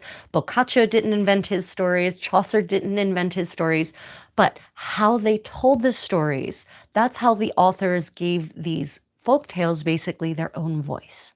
So that's where they add their own ideas, their own nuance, their own style to the stories. So yes, they are common folk tales, but they're retold in different ways from different perspectives and with a different emphasis on different aspects. So Marie compiles this collection of lais, or lays as we say in English, or we pronounce in English, but they're from Brittany. They're all from Brittany. Which also means there's a lot of connections to the Celtic world. In some kind, you're going to see a lot of reflections of ancient Celtic mythology, and I don't mean Irish Celtic, I mean Celtic. You're going to see, but in Ireland also, that's a lot of Irish Celtic mythology is ancient Celtic, and the Celts actually are nomadic people from Central Asia, basically, right? So yeah, there's a lot of references to sorcerers, to fairies, to beings from another plane of existence that are magical. And magical things happen in her stories. She is basically a fantasy author. Now, this story is not so much a fantasy story. The story of Guy is a fantasy story. We read that one in our previous medieval story time. If you want to hear a fantasy story that involves, you know, magic ships and magic being performed and done and benefiting from, then you can check out that story. Or you can check out the tale of Bisclavre, which was from another previous story time, which is about a werewolf, right? A knight who is a nobleman who is a werewolf. So today we're not going to do, this is not so fantasy. This is actually a little bit of a horror story. So welcome to Medieval Horror Stories with the Contessa. This is the tale of Ekiton. Right. And again, the format is going to be, I'm going to read through it mostly without interruption or without snide remarks from my person, but then we'll go back and we'll read through and we'll discuss specific sections. So I'll just take this moment. If you're enjoying, please like and subscribe, and check your notification bell if you actually want to get notifications when I do things like go live or upload videos. Oh, well, thank you, Juggernaut. Appreciate that. I read a lot. Okay, so this ensemble, I think there was a question. Sorry, I'm just going to check one more time for questions. What time are we at here? In clothing, roughly 1480. This tale dates to the 12th. This story was written in the 12th century. The tale itself probably dates back further. It was probably a folk tale that was told, you know, a tale that people told that was common. It was a story that people knew about. But it's Marie de France who writes it down in the 12th century. And I think this is the earliest version that we have in writing of it. So story is 12th century, ensemble is 1480s, Florence. So welcome to Brittany. Ekiton. Most noble barons were those Bretons of Brittany. In the old days, they were accustomed, out of bravery, courtliness, and nobility, to create lay from the adventures they heard, adventures that had befallen all sorts of people. They did this as a memorial, so that men should not forget them. They made one that I have heard, it should never be forgotten, about Ekiton, a most courtly man, the lord of Nantes, a magistrate and king. Ekiton was a man of great worth, dearly loved in his own land. He loved sport and lovemaking. And so he kept a body of knights in his service. Whoever indulges in love without sense or moderation recklessly endangers his life. Such is the nature of love that no one involved with it can keep his head. Ekiton had a seneschal, a good knight, brave and loyal, who took care of his land for him, governed and administered it. Unless the king was making war, he would never, no matter what the emergency, neglect his hunting, his hawking, or his other amusements. This seneschal took a wife, through whom great harm later came to the land. She was a beautiful woman of fine breeding with an attractive form and figure. Nature took pains in putting her together. Bright eyes and a lovely face, a pretty mouth and a well-shaped nose. She hadn't an equal in the entire kingdom. The king often heard her praised. He frequently sent his greetings to her, presents as well. Without having seen her, he wanted her, so he spoke to her as soon as he could. For his private amusement, he went hunting in the countryside where the seneschal dwelt. In the castle where the lady also lived, the king took lodging for the night after he had finished the day's sport. He now had a good chance to speak to the wife, to reveal to her his worth, his desires. He found her refined and clever, with a beautiful body and face and a pleasing, cheerful demeanor. Love drafted him into his service. He shot an arrow at the king that opened a great wound in the heart where love had aimed and fixed it. Neither good sense nor understanding were of use to the king now. Love for the woman so overcame him that he became sad and depressed. Now he has to give in to love completely. He can't defend himself at all. That night, he can't sleep or even rest. Instead, he blames and he scolds himself. Alas, he says, what destiny led me to these parts? Because I have seen this woman, pain has struck at my heart. My whole body shivers. I think I have no choice but to love her. Yet, if I love her, am I doing wrong? She's the wife of my seneschal. I owe him the same faith and love that I want him to give me. If, by some means, he found out about this, I know how much it would upset him. Still, it would be much worse if I went mad out of concern for him. It would be a shame for such a beautiful woman not to have a lover, says every man ever. What would become of her finer qualities if she didn't nourish them by a secret love? There isn't a man in the world who wouldn't be vastly improved if she loved him. And if the seneschal should hear of the affair, he oughtn't be too crushed by it. He certainly can't hold her all to himself. And I'm happy to share the burden with him. When he had said all that, he sighed and laid in bed thinking. After a while, he spoke again to himself. Why am I so distressed and frightened? I still don't even know if she will take me as her lover, but I'll know soon enough. If she should feel the way I do, I'd soon be free of this agony. Oh God, it's still so long till morning. I can't get any rest. It's been forever since I went to bed. The king stayed awake until daybreak. He could hardly wait for it. He rose and went hunting, but he soon turned back, saying that he was worn out. Sure he was. He returns to his room and lies down. The seneschal is saddened by this. He doesn't know what's bothering the king, what's making him shiver. In fact, the seneschal's wife is the reason for it. The king, to get some relief and some pleasure, sends for the wife to come speak with him. He revealed his desire to her, letting her know that he was dying because of her, that it lay in her power to comfort him or to let him die. Sigh. My lord, the woman said to him, I must have some time to think. This is so new to me, I have no idea what to say. You're a king of high nobility, and I'm not at all of such fortune that you should single me out to have a love affair with. It's inappropriate. If you get from if you get what you want from me, I have no doubt about it. You'll soon grow tired of me, and I'll be far worse off than before. If I should love you and satisfy your desire, love wouldn't be shared equally between the two of us because you're a powerful king and my husband is your vassal. I'm sure you believe that your rank entitles you to my love. Love is worthless if it's not mutual. A poor but loyal man is worth more if he also possesses good sense and virtue, and his love brings greater joy than the love of a prince or a king who has no loyalty in him. Anyone who claims higher in love than his own wealth entitles him to will be frightened by every little thing that occurs. The rich man, however, is confident that no one will steal a mistress away whose favor he obtains by his authority over her. Ekiton answered her, "Oh, please, my lady, do not say such things. No one could consider himself noble.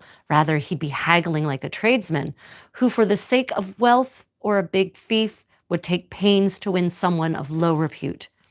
There's no woman in the world, if she's smart, refined, and of noble character, and if she places high enough value on her love that she isn't inconstant, whom a rich prince in his palace wouldn't yearn for and love well and truly, even if she'd nothing but the chemise, the shirt on her back.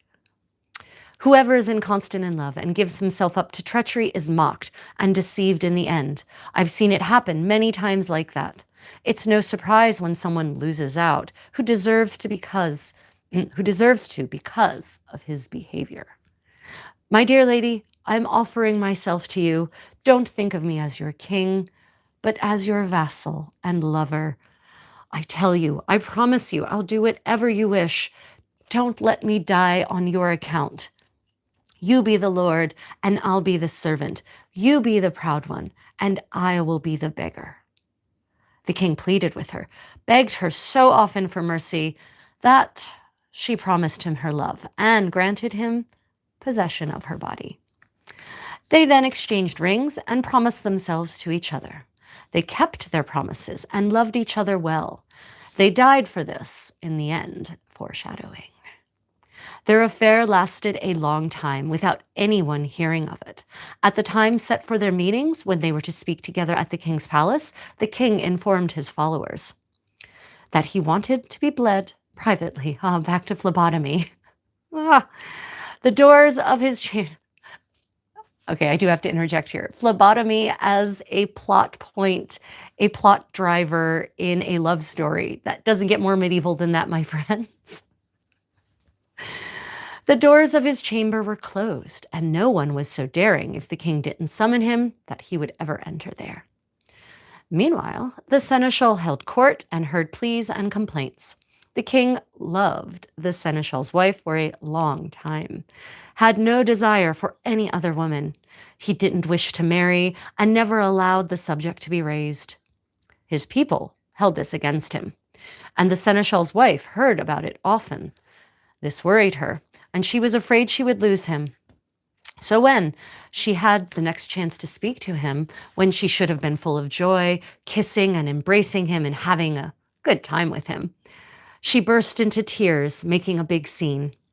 The king said, "What is the matter, my lady?" She answered, "My lord, I'm crying because of our love, which has brought me to great sorrow.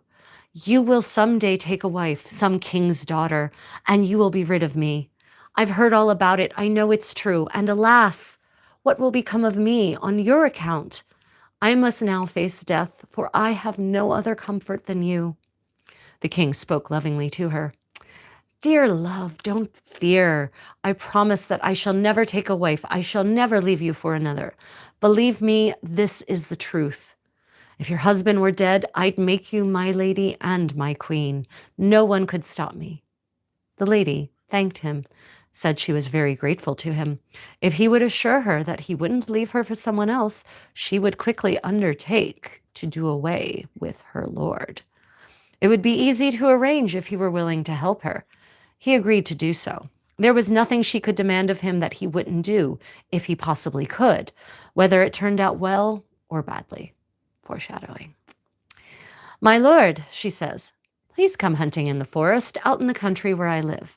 Stay a while at my husband's castle. You can be bled there, or bleeding.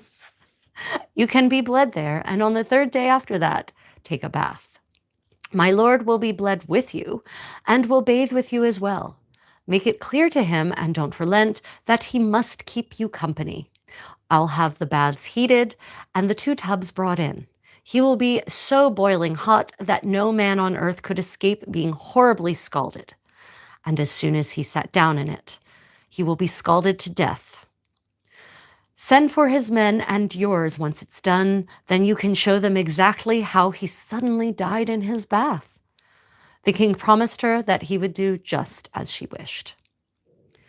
Less than 3 months later, the pace of plot, the king went out into the countryside to hunt.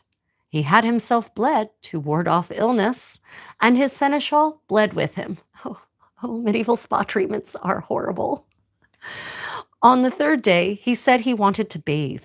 The seneschal was happy to comply. Bathe with me, said the king. The seneschal replied, willingly. The wife had the baths heated, the 2 tubs brought. Next to the bed, according to plan, she had them both set down. Then she had boiling water brought for the seneschal's tub. The good man got up and went outside to relax for a moment. His wife came to speak to the king, and he pulled her down beside him. They lay down on her husband's bed and began to enjoy themselves. They lay there together. Because the tub was right before them, they set a guard at the bedroom door. A maidservant was to keep watch there.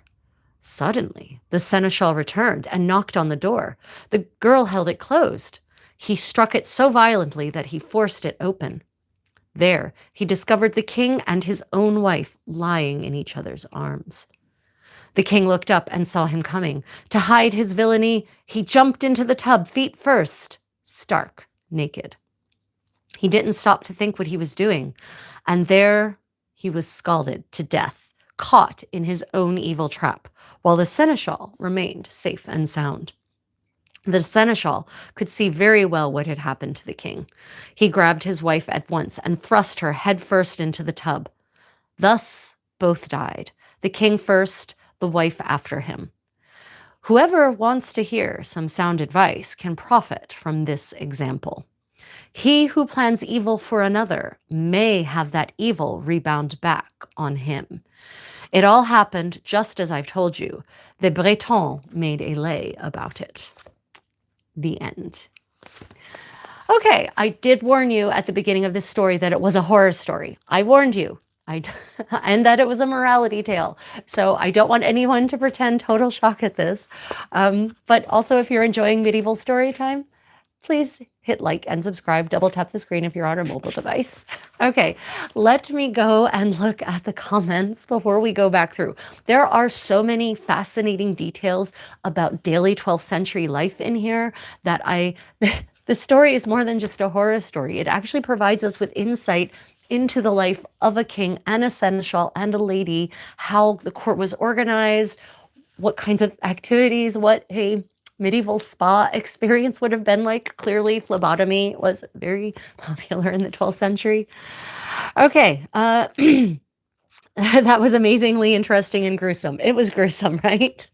I mean, I could see this being turned into part of an anthology of medieval horror stories, like Bisclaveret, the werewolf, and Ekiton, right? There's so much good material here for a series about medieval horror stories, right?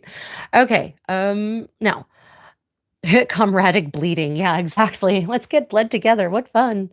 Is this an authentic medieval live stream? Stevie, it is. Welcome to the Creative Contessa. I'm the Contessa. This is my medieval story time. We have just finished reading a tale written by Marie de France in the 12th century, one of her Breton lays. A lay is, basically a kind of story that is basically a sort of folk tale that supposedly records something that actually happened. right? How much that's true or not, we can't really know. At least we don't know. Maybe someday someone will find a chronicle from an earlier era that tells a story that's like this, and then we'll know that it was in fact documenting a real story. But according to Marie de France, they are real. Right. So yes, is this a real medieval live stream? Meaning, is it from the 12th century? Like, am I currently in the 12th century? No, but the content is authentically medieval anyway. Okay, finally found someone that reads books. I'm a big fan of reading books. Okay, right. Plymouth, Plymouth in the UK. Welcome, Tony. Anthony, welcome. Thank you for joining us. I am currently in Daegu, South Korea, actually. I'm originally American. I'm from the great and tiny state of Delaware on the East Coast, but I left the United States 23 years ago, 24 years ago almost, and immigrated to Germany, lived many places in Europe, spent a lot of time here in Korea. So yeah, where I'm from is a complicated question. They were so good to progress their desires. Yeah. So one of the comments is they were both so good at using guilt to progress their desires. Yeah, there's definitely, I would say that the relationship, this so-called love affair between the king and the lady is very toxically codependent. 100%. Yeah. Peasants were able to write. That's a myth that peasants were illiterate. They were able to write, and they did write sometimes. And sometimes they even kept diaries. So remember, peasant doesn't equal poor. Peasant is just a farmer. And throughout the Middle Ages, there were peasants who were wealthier and higher up on the socioeconomic stratum than others. So just keep that in mind. Okay. Mason, have a lovely evening. Sleep well, my dear. We'll chat about when we're going to do our review of horrible clothing in medieval movies and TV shows. Okay, so are there any questions before we now go back through and explore some specific passages that I think are particularly important? So one of the things you have to keep in mind is that the tale of Ekiton is part of this idea of fin amour. Fin amour, as it was called in the 12th century, what we now call courtly love, but was never called that as far as we can tell in medieval English. So this is that very supposedly ritualized, very regimented, official sort of love that was between two people who were not married. Usually a knight and a lady, where the knight is lower ranking than the lady, or a lady and a king, where the king is higher ranking, right? It usually very often implies there's often some kind of inequality of rank and station. And, there are some people who say, oh, well, that's sort of, courtly love, fin amour, was just a literary trope. It was never actually practiced in reality. I've got plenty of evidence that it was practiced in reality. At the very least, at the Platonic level, courtly games of love were absolutely part of the rituals of the French court, of the Burgundian court, of the English court. So, and we know that love affairs were absolutely a thing. So yeah, I'm pretty certain courtly love in its various forms was practiced on a real basis. Anyone who thinks otherwise, I think, doesn't understand what they've read. But that's debatable. That is a subject of extreme polemic debate, I would say. How prevalent was the lady of the castle bathing the highest ranking guest? That was pretty prevalent, but only in the High Middle Ages. By the time we get into the 15th century, that custom seems to have died away for the most part. But in the 12th century, it's still a custom for the lady of the house to help bathe guests in the castle. Okay, but let's go through bit by bit. Let's not get ahead of ourselves. The bathing is very exciting because, as some of you know, one of my biggest pet peeves is the misconception, the myth that medieval people across all levels of society were dirty and filthy. They weren't. And just because people didn't bathe every day, bathing means bathing. You all have to understand the word bath, bathing, to bathe, has a specific meaning actually linguistically before the modern era.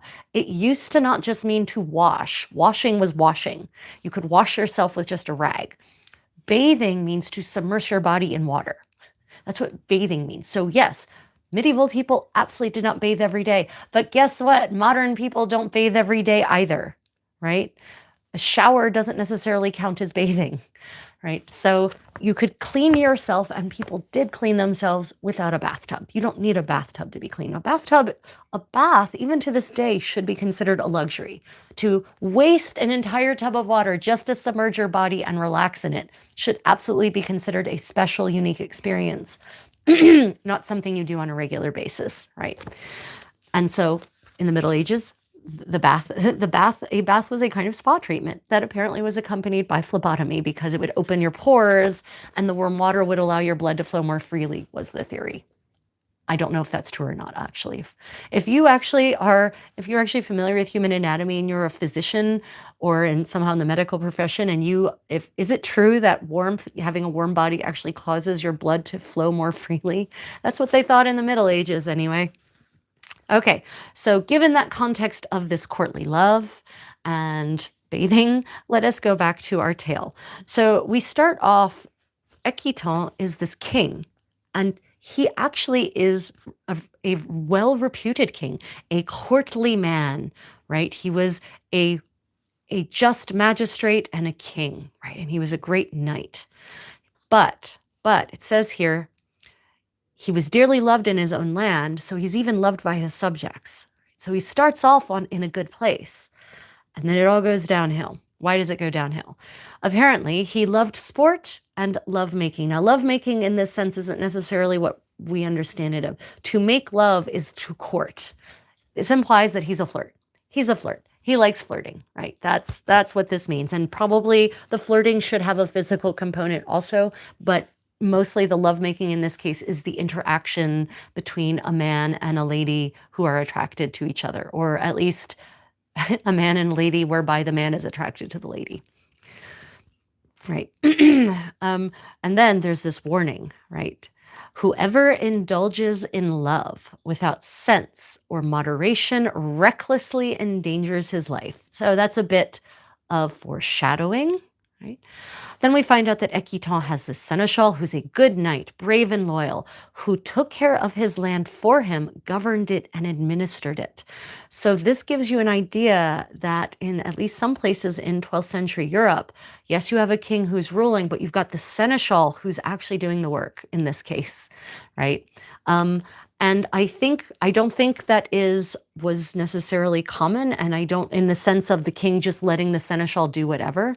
I think that's part of the morality of this story, right? That Ekiton is loved by his people, but it's the seneschal actually doing the ruling, which means that Ekiton is actually not such a good ruler. He's actually spending most of his time hunting and hawking or on other amusements and lovemaking.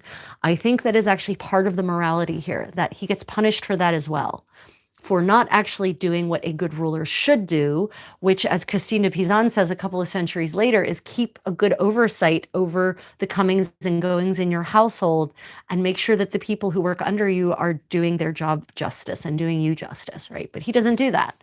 He, unless he was making war, he would never, no matter what the emergency, neglect his hunting, his hawking, and other amusements, which means that even when the kingdom is in a state of disaster or catastrophe, for him, hunting and amusements are more important, which makes one wonder how in God's name he can be beloved by his people. But there it is, right? Okay, so William, the question to my comment about blood vessels, absolutely, heat enlarges the surface veins to promote cooling. Okay, so yeah, then it would flow more freely, wouldn't it? Yep. Taking a bath makes me feel like I'm soaking in my own dead skin cells. Yeah. Regarding the blood flow, partially body temperature significantly affects blood flow to the extremities, which is a major part of frostbite. Right. Right. Oh, you're the descendant of King Liutprand. That is very interesting. Ah, fascinating. Love misdirected, 100%. And that is going to be part of the morality of this story, right? Is love misguided, misdirected, and as an affliction rather than a productive part of your life. So we have this king, Ekiton, who apparently cares more about his amusements than actually doing the right thing for his kingdom. But thankfully, he has this great seneschal who is a just and noble ruler, basically, who governs it and administers it, who's brave and loyal. So the seneschal marries. She's beautiful, attractive form and figure.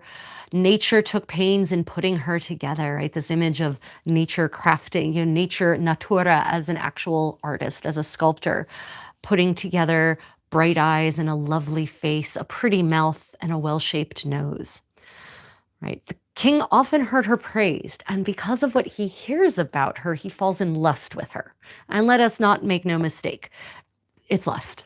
This isn't love. This is all lust. This is all chemistry, lust and greed. And lust is basically a kind of greed, honestly, if you think about it.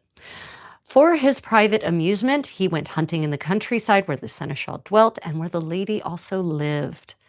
Right? So then he decided to take that opportunity to actually speak to her. But this is where we have this whole scene where love, capital L, strikes him with an arrow. And in the medieval mindset, love was considered a wound. This kind of love, this mad love, was considered an injury. It was considered that the god of love had struck you, had injured you, and therefore you are handicapped by that wound. And that's kind of the implication here, that this king starts acting out of character and that is led astray by love's wound, capital L. Right? He shot an arrow at the king, love did, that opened a great wound in his heart. Neither good sense nor understanding were of use to the king now. Right? So the king is no longer going to even make vaguely sensible decisions. He's already neglecting his duties as a good ruler. And now he's going to make really bad decisions.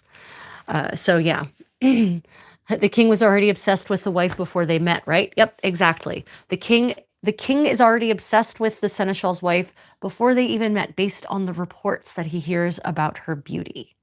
Right? He's already conjured this image of what she must look like. So then he needs to meet her. So he starts off obsessed with her. 100%, William. Absolutely. Absolutely. Let me just check the, yeah, okay. So he meets her. He's struck by love's arrow. He's wounded. He will no longer, this foreshadowing, he's no longer going to be making any good decisions. Yeah. That night, and this is so something that's very interesting about French, almost all of the French medieval literature that I've read that's sort of romances, the romans, right? And the lays are the same way. They will randomly switch back, not randomly, the writer will switch back and forth between the past tense and the present tense. And they use the present tense as kind of the historical present to make a specific episode or incident or action in the story seem much more immediate to us. And here's where that happens. So here we say, this love injuring him, right? Love shot an arrow at the king. Neither good sense nor understanding were of use to the king now. And that's the point of transition. Love for this woman so overcame him.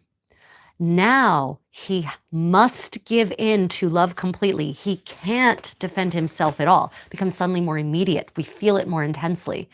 That night, he can't sleep or even rest. He blames and he scolds himself. He says, what destiny led me to these parts, right? Everything suddenly becomes the present tense. And that is a technique that medieval authors use specifically to make this particular section of the story become much more emotionally impactful to the reader or the listener, depending on whether you're reading or listening.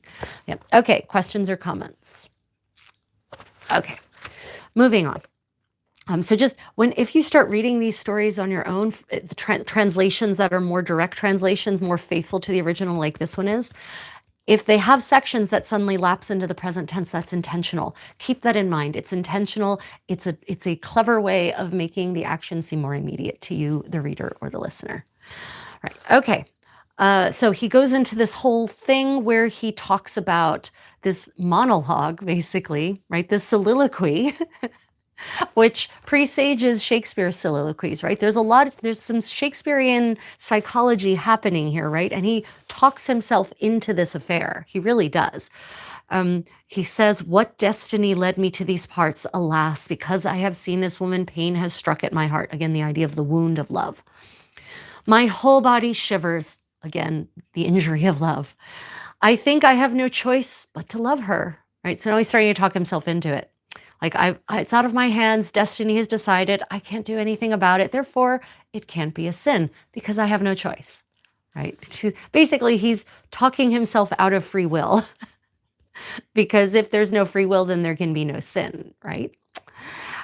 Yet, if I love her, I'm doing wrong. So he's not there yet. If I love her, I'm doing wrong. She's the wife of my seneschal. I owe him the same faith and love that I want him to give me. The golden rule, right? If I want him, we have to treat each other with mutual respect. Otherwise, there won't be mutual respect, right? He acknowledges that, and this is wise advice. This is a medieval idea, right? That you treat each other with respect. If you treat other people with respect, they will respect you back. If by some means he found out about this, I know how much it would upset him. Still, it would be a lot worse if I went mad out of concern for him. I'm the king. If I go crazy, how can I possibly rule? Even though the reality is that he hasn't been ruling, unless he goes to war, then he rules, right? But still, if it would be a lot worse, just so much worse, if I can't be a proper ruler because I'm distracted by my love for her. Also, he convinces himself, it would be such a shame for such a beautiful woman not to have a lover. What a waste. You know, she's got a husband, she needs a lover.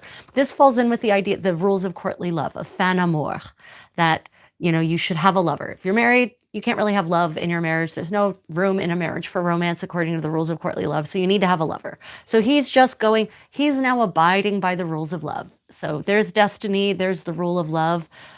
He can't be blamed for any of this. It can't possibly be wrong if we're just playing by the rules of fate and by the rules of engagement. I mean, what would become of her finer qualities if she didn't nourish them by a secret love, right? By that, you know, that extramarital passion that must be kept secret from the husband, right? There's actually a French word for that, drouerie, which is literally the word for that extramarital passion. So that's how important, that's how codified this idea of extramarital romance was, that there's one word that refers to extramarital passion that must be kept secret from a husband. You know something is a big part of a culture when they have very specific vocabulary to define it. And 12th century French does. Drouerie is the word. Druerie. Drouerie. Right. So what would become of her finer qualities if she didn't nourish them by a secret love? Like, can a woman even be valuable if she doesn't have a lover? And what will become of her beauty? Will she still be beautiful if she doesn't have a man to appreciate her beauty in the way I would like to appreciate her beauty? I would like to say that this is an attitude that has gone away in the West, in the modern world. It has not. I think we all have seen men say this exact same thing about women, that, you know, a woman can't have value unless there's a man who admires her, right? And then this is the interesting part. And then he says, there isn't a man in the world who wouldn't be vastly improved if she loved him, right? So not only is it good for her to be loved, but it's good for men to be loved by a woman like her, right? It's a relationship of mutual benefit. It's symbiotic, so it's fine, right? Everyone benefits from this. We all are improved and nourished by it, so it's fine. What do you think? Let me see. Oh, goodness. Okay. So, and if the seneschal should hear of the affair, and this is the really weird part of his backwards logic. If the seneschal should hear of the affair, he oughtn't be too crushed by it. He certainly can't hold her all by himself, and I'm happy to share the burden with her. He's literally saying she's too much of a woman for him. So I will help him by sharing the burden of her too much of a womanness by being her lover. Like, I'm doing him a favor. I love this story so much. It's gruesome, but I love it.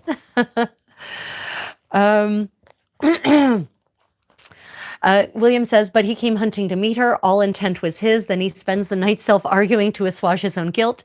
Excellent linguistic and philosophical commentary. Loving it. Thank you, William. Appreciate that.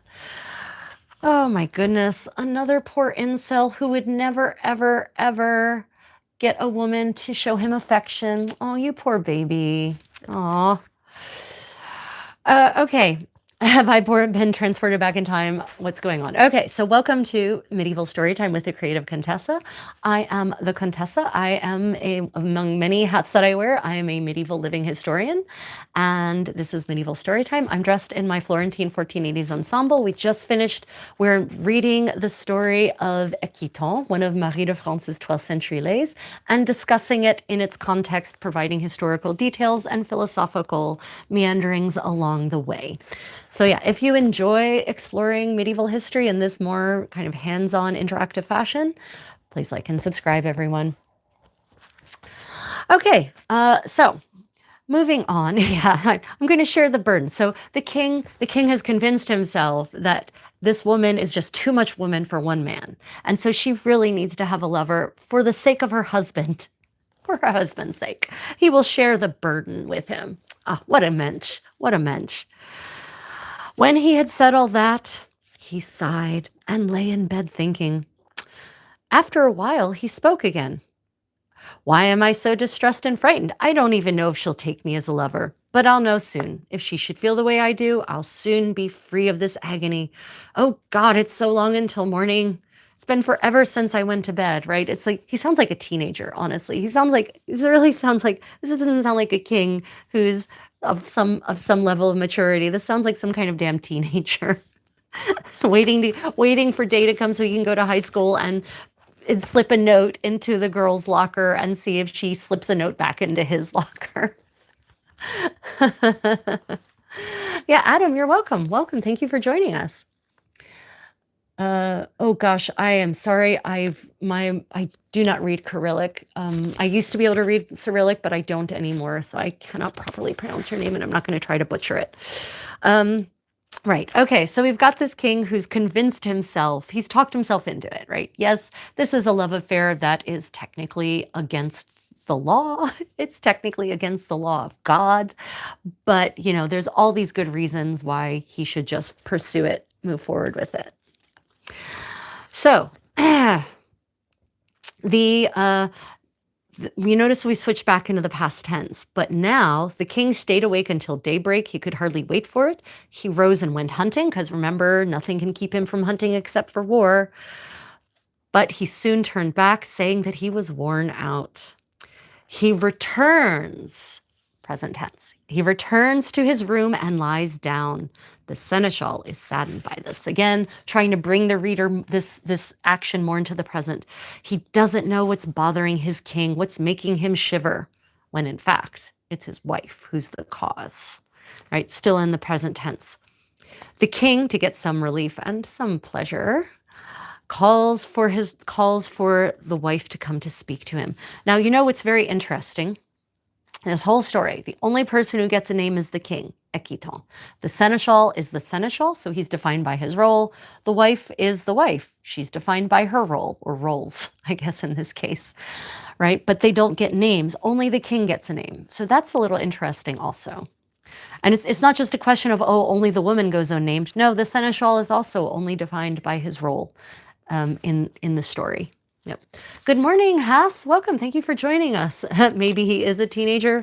Yeah, a teenager obsessing on a rock star. Maybe, but it sounds like he's been a king for a while at this point, you know, having done all the things he's done. And he calls him a man, Ekiton, a most courtly man, the lord of Nantes, a magistrate and king. I feel like he's probably not a teenager, which makes this even more ridiculous. And I think that's part of it, right? I'm pretty certain that was the intention of presenting that whole soliloquy dialogue with himself, is that it's supposed to present him as, you know, this is not mature. And she even says, now that he's been wounded by love, neither good sense nor understanding were of use to the king.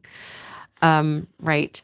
And, you know, so basically it's saying he's, you know, love is making him stupid.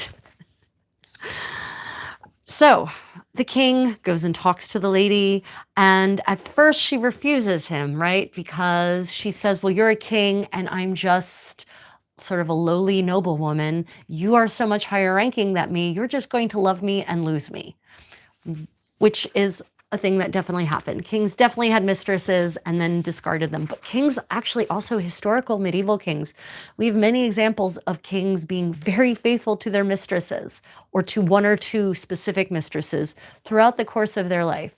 So it isn't just it isn't true that kings always, had mistresses and tossed them aside. Not all kings. In fact, most kings were not like Henry VIII, I guess is what I should say.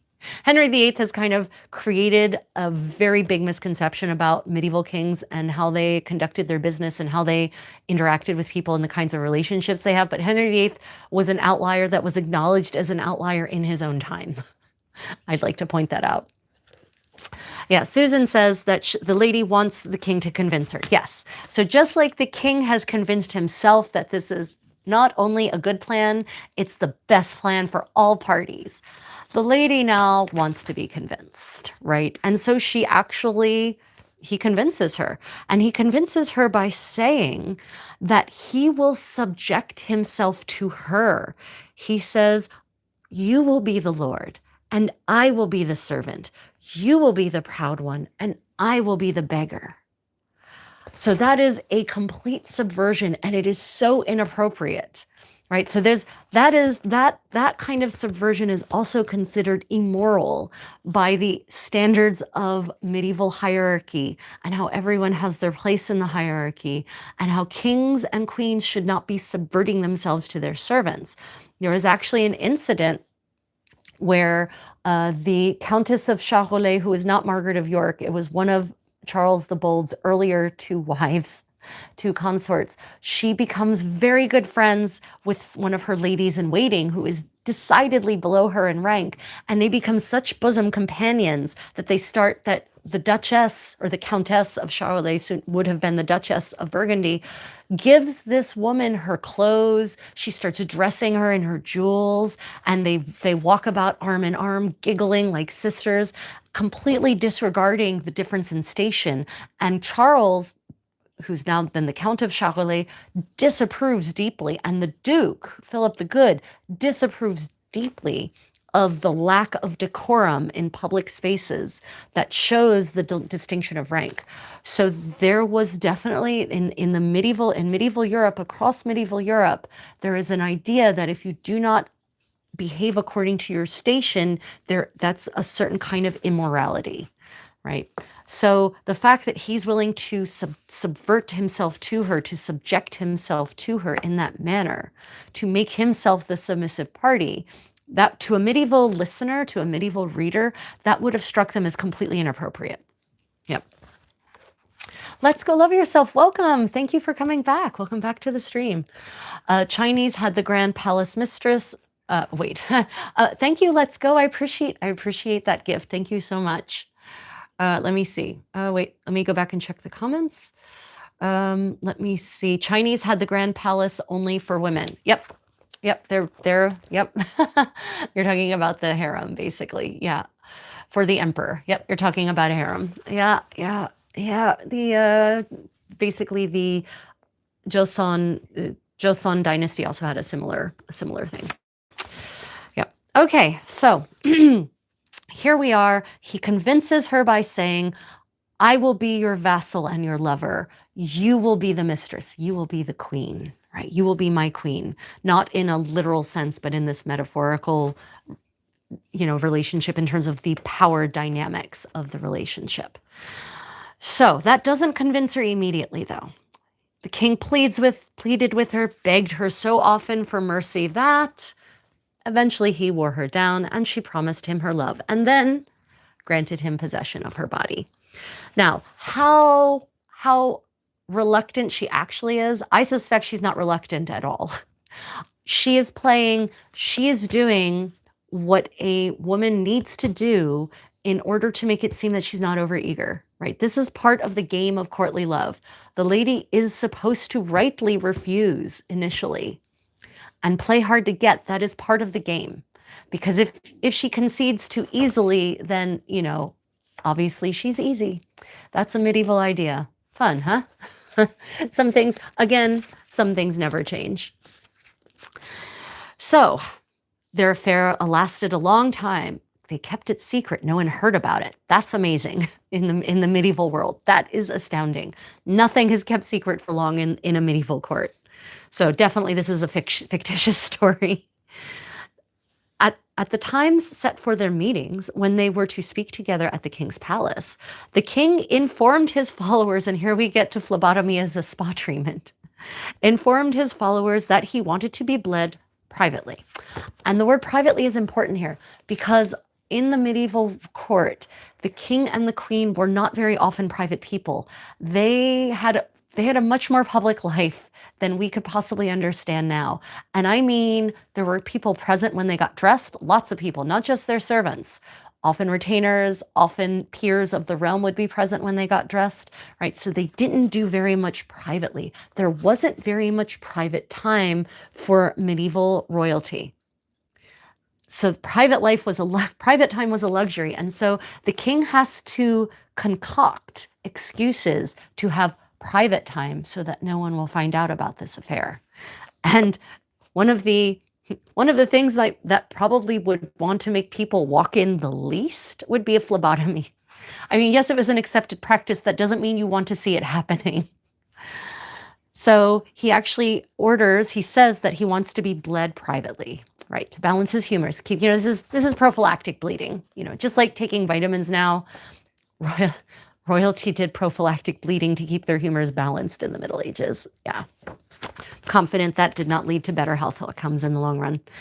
So the doors of his chambers were closed, and no one was so daring to enter if the king didn't summon him. Meanwhile, while the king is having his phlebotomy spa treatment, which is his time to speak with the seneschal's wife. Speak. Oh, so charming, this euphemism. Meanwhile, the seneschal held court and heard pleas and complaints. So this actually gives us this insight into the role of a seneschal in the medieval court, that even though the king should hold court on his own and should hear pleas and complaints, the seneschal stands in for him, can stand in for him. And in the case of this kingdom, we know that the seneschal almost always stands in for him, right? So the affair lasts for a long time. The king has not married, right? And that is a problem as well. So that in a medieval polity, for the ruler not to marry is real big cause for concern, because you want the king to have an heir, because that is not just political stability, that is economic stability, that is social stability. If the king does not have an heir, then the alternatives for choosing the next ruler are generally violent and generally have very dire consequences, mostly for the people on the bottom end of the spectrum, right? Because they're the ones who get trodden over by armies. They're the ones whose stores get looted, whose homes get burnt down when armies go up against each other in the Game of Thrones. That's been a truth since time immemorial. And so the king not marrying is absolutely not a private matter. That is cause for concern, for major concern, because civil war sucks, right? Even though primogeniture is not the only way of passing on a crown in the 12th century, it's still, or having children are not necessarily the ones who are going to receive the crown. It's the most peaceful option generally. And so it's the preferred option because the alternatives are violent and destructive, right? So the king is not marrying. The people are getting worried. And his lover, the wife of the seneschal, realizes that herself, she acknowledges that he's going to have to marry. And then she realizes that could mean that she's cast aside. Not necessarily. Kings have mistresses despite marrying. So it's very interesting that she thinks that him marrying is going to change anything for her. It probably wouldn't have, actually. But she might be concerned about the emotional side, that his devotion, that his attention will then be divided. That is probably true, at least to some extent, right? So she's crying. The king asks her what's wrong. And this is where she manipulates him into this whole plot, right? She's crying. She says, you're going to take a wife, some king's daughter, and you will be rid of me. I've heard all about it. I know it's true. And alas, what will become of me on your account? I must now face death. For I have no comfort other than you, right? Again, this idea of love being a wound that from which you can die. Very, very, very popular concept, popular trope in medieval literature. The king spoke lovingly to her. Dear love, don't be afraid. I promise I'll never take a wife, never leave you for another. Right? If your husband were dead, he says, and this is where it all goes to hell really, truly in a handbasket. If your husband were dead, I'd make you my lady and my queen. Well, what woman with mediocre morals would refuse that? I mean, she's already consented to this love affair, which is morally dubious. And, it's how much more of a step is it to being queen for her, right? So now she's tempted. Now greed is tempting her, greed for power. Greed for control is tempting her to take the ultimately horrible step. Both of them, actually. Tim. And said she was very grateful to him if he would assure her that he wouldn't leave her for someone else. If he promised her that he won't leave her for someone else, she would quickly undertake to do away with her lord. Oh. And he agreed to do so, saying there was nothing she could demand of him that he wouldn't do, whether it turned out well or badly. Brings us back to the idea that love has made him an idiot, has made him incapable of good judgment. So to a certain degree, that could be interpreted as exculpating him of this sin, of this crime, because he's not able to make this good decisions because love has wounded him. But I don't think that's Marie's point at all. I think Marie says he thinks that love is basically excusing all of his behavior. But I don't think she thinks that. And the fact that he comes to the end he does, I think, is the proof is in the pudding. That she approves of the ending tells us that she doesn't think love is an excuse to commit atrocity, basically. Yeah. Okay. Questions. I love stories. Yeah. This is a horror story. It's not a love story. I'm sorry you came in late on this one. But the majority of times the woman belongs to the royal family, usually the daughter of some king. Yeah, absolutely. 100% agree with you there. Ji Jung. Yeah. For men, love makes us do unexpected things. What are we reading? For those just joining, we are reading the tale of Ekiton, a 12th century lay written by Marie de France, a noblewoman and authoress who was living in the court of Henry II in the 12th century. We are getting to the very disturbing part of this story. So, this is the plot, right? Here's our plot. My lord, she says, please come hunting in the forest, out in the country where I live. Stay a while at my husband's castle. You can be bled there. Again, the apparently favorite spa treatment of 12th century kings and noblemen is to have a phlebotomy. And on the third day after that, you can take a bath. So again, this idea that bathing is actually a regular part of life, not every day, because bathing is not the only way in which you wash your bodies. Okay.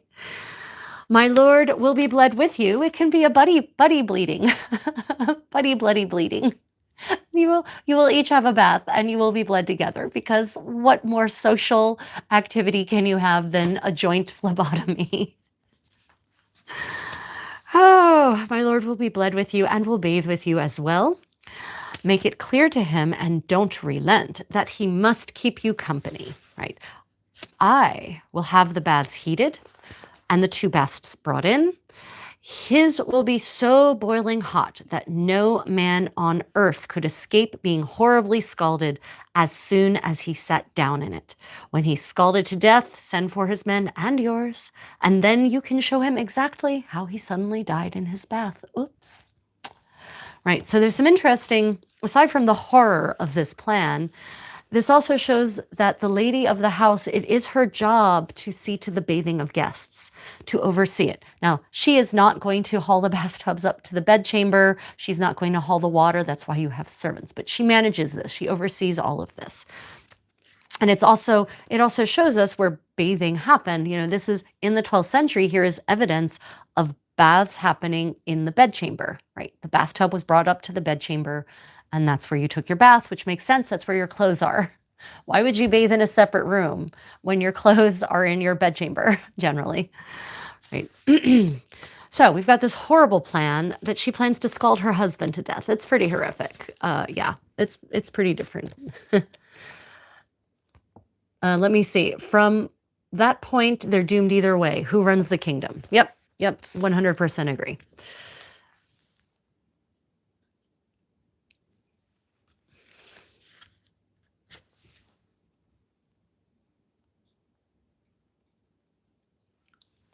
Yeah, okay.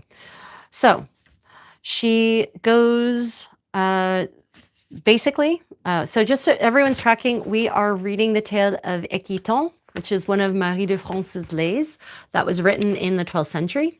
And we're up to the point where we're to the really horrifying part of the story, wherein the plot goes awry and the evil reflects back on the evildoer. So less than 3 months later, the king went out in the countryside to hunt. He had himself bled to ward off illness. And some of you asked me how diseases were treated. This is one of the big ways that the wealthy especially treated diseases. The poor couldn't necessarily afford phlebotomy. It had to be conducted by a professional. People weren't just cutting their veins and bleeding into bowls randomly. There was actually a professional phlebotomist, a physician who actually did this professionally. So not everyone could actually afford to be bled, right? Which is why it was the treatment reserved for the well-heeled and the aristocrats and the royalty. And so that's why it makes such a workaday, it appears so workaday and randomly in this story, right? He had himself bled to ward off illness. So it's a prophylactic bleeding to keep his humors balanced, because as long as the idea in medieval medicine was that as long as your humors stay balanced, then you should be fine. You will not contract contagion. You should not die from disease. Right? So this is a prophylactic bleeding, and he has his seneschal bled with him. Isn't that kind of the king to offer his seneschal a free bleeding? Oh, one of the perks of working for the king, regular phlebotomy. Great. But that's not part of the remuneration package these days.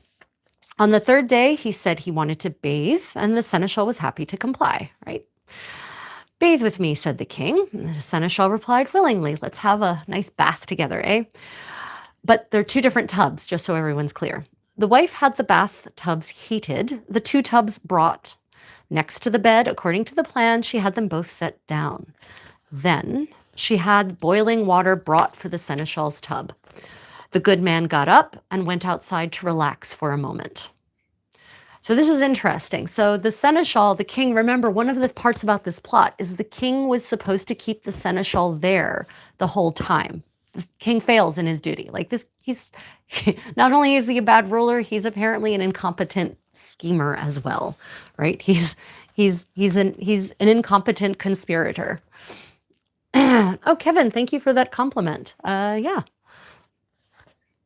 Oh, come on, Clementine. Really? Elle raconte n'importe quoi. I don't just say anything. Good God. What an asshole you are, Clementine. You can go to hell. Goodbye. Da, ba, da, ba, da. Ba, ba, da. Okay, goodbye. Yeah, a bloody professional, exactly. So the husband goes out, and it's interesting to see he got up and goes outside to relax for a moment. Goes outside where? So it doesn't say. Like, we might imagine now that there's a nice balcony, and the seneschal just goes out onto the balcony to enjoy some fresh air. But I don't think so, because he goes out, the door is what keeps him from coming back in from the hallway. Right? So the seneschal goes out to relax for a moment. His wife came to speak to the king, and he pulled her down beside him, right? They've been lovers for so long, and they're still all twisted up in each other, metaphorically and literally, that they can't control each other, right? Because they're driven by love/lust, and so they are not capable of making good decisions, apparently. The king definitely not, because it's like, you have this whole plot that's predicated on the seneschal being the husband, the seneschal being in the room with them, and then they engage in activity whereby the seneschal can't be in the room with him. So ridiculous. Now, You know, they almost deserve what comes to them because they're just too stupid to be allowed to live at this point. So they lay there together on the bed, beginning to enjoy themselves. Because the tub was right before them, they set a guard at the bedroom door. A maidservant basically was put there to keep watch. Suddenly, the seneschal returned and that's why I say he must have gone into the corridor or into the hall. We don't know where he went to relax. Right. Suddenly, the seneschal returned and knocked on the door. The girl held it closed, but he struck it so violently that he forced it open. There, he discovered the king and his own wife lying in each other's arms. The king looked up and saw him coming. To hide his villainy, he jumped into the tub feet first, stark naked. So it's interesting. The word stark naked is intentional here because naked is not naked. Stark naked means down to your skin, no clothes. But the idea of nakedness in the medieval world across many places in medieval Europe and across multiple centuries in medieval Europe, the concept of naked seems to be not the same as the modern one. Naked could be a woman, a man, or a woman in just their smock, in just their shirt. That is considered naked. So there needs to be a modifier to illustrate to the listener or to the reader that it's stark naked. You've got nothing on, just your skin. And that's important here, right? Because the implication is maybe if you'd been wearing a smock or a shirt or a tunic of some kind, maybe it wouldn't go as badly as it's about to go. So he jumps into the tub feet first because he's so surprised to be walked in on. And then, of course, he was scalded to death, caught in his own evil trap, while the seneschal remained safe and sound. So the perfidious king, this bad ruler, this man who cares about nothing but war and pleasure, basically. It's like Mars and Venus all in one, right? This bad ruler, this immoral man, this man who has sinned is punished automatically. But the seneschal, who is good, brave, and loyal, and apparently also a good ruler, since the king isn't actually doing the ruling, suffers no harm. Right. But the seneschal could see very well what had happened to the king. And he probably realized pretty quickly what had been going on for a while. And so he grabbed his wife at once and thrust her head first into the tub. Thus, both died, the king first and the wife after him. Whoever wants to hear some sound advice can profit from this example. He who plans evil for another may have that evil rebound back upon him. Right? Evil to those who do evil, basically. This idea of karmic balance is definitely not just an Asian one. So yeah, thus the tale ends. The seneschal survives. We have no idea what happens to the kingdom, but the evildoers get their just desserts. Yeah. So, yeah, bam. Nolan, welcome back.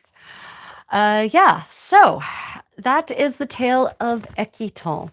It is definitely heavily a morality tale. It's a horror story, but honestly, most horror stories, even modern horror movies, tend to be morality tales. If you start paying attention to what kind of people suffer and what kind of people survive, you'll generally see that there's definitely an underpinning message of morality to a lot of horror movies these days, even still.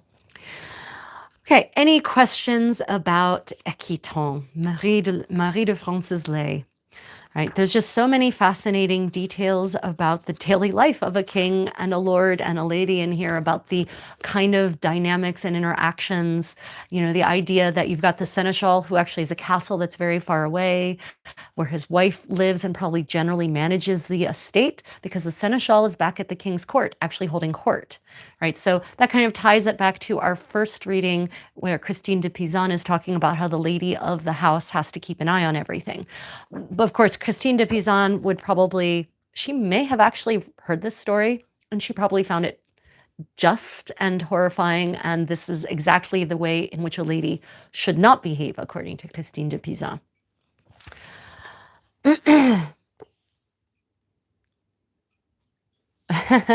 Andy, thank you for joining. I appreciate that compliment. Please like and subscribe. Well, everyone, where in the world are you? Europe or USA? Neither. I am currently in Daegu, South Korea. So none of those places. I am in Asia, which is why it's light outside. Yeah, I'm in Daegu, South Korea, where we currently are. We're kind of here on a long-term vacation and hoping to resettle here a bit more permanently, but that hasn't yet come to fruition. We shall see. Right. Okay. Are there any questions about either of our two readings today, or any last questions before we part company for the evening, morning, and or afternoon? I will once again ask everyone to please double tap the screen if you're on a mobile device and you've been enjoying. Subscribe if you'd like to see more from me. And of course, notification bell. You actually have to click on all if you actually want to be notified when I go live and when I upload videos. If you don't click all, then the algorithm will do the thinking for you, and it will generally not tell you when things are published that might actually interest you. The algorithm sucks at that, in fact. And if you've already set your notifications and your notification bell, you might have to go back and check it again. Sorry, everyone. That's YouTube regularly refreshes that stuff. Let me see. Just found you today, and I've enjoyed your reading and comments. Be blessed. Boy, thank you. Appreciate that. Even Alfonso X studied astrology, but not astrology as it is now. No, medieval astrology is a different beast, 100%. I absolutely agree with that. I love Korean food. I'd like to have it in Korea one day, lucky you. I have spent, of the last 11 years, I've spent 8 of them in Korea. I have a travel channel, Travels with the Creative Contessa, which has a lot of Korea content, and I do a lot of live streams going out and about here in Korea. So if you're interested in world travels, in my world travels, in the way I do traveling, and my reviews of hotels and flights and experiences and travel vlogs and things like that, check out Travels with the Creative Contessa. I've got a whole Korea playlist, tons of stuff on it. Yeah. Oh, what? Gigi, I really appreciate that. Welcome to my community. I hope you decide to stay and come back. Yeah. No, medieval astrology did not think the Earth was geocentric. You are correct. Medieval astrology was heliocentric. Although some astronomers, so there's a different, some astronomers still kind of thought that we're still theorizing that the universe was geocentric. Right. So it's kind of more complicated than that. Because again, the Middle Ages is 1,000 years. It's not a monolith. Europe is not a monolith. Asia is not a monolith, right? There are different beliefs in different places. Yeah. So just geocentric is the Earth is at the center, just so you know. Yeah. Okay. Any other questions, everyone? I seem to have missed some discussions about astrology, but I'll leave that to you all in the chat.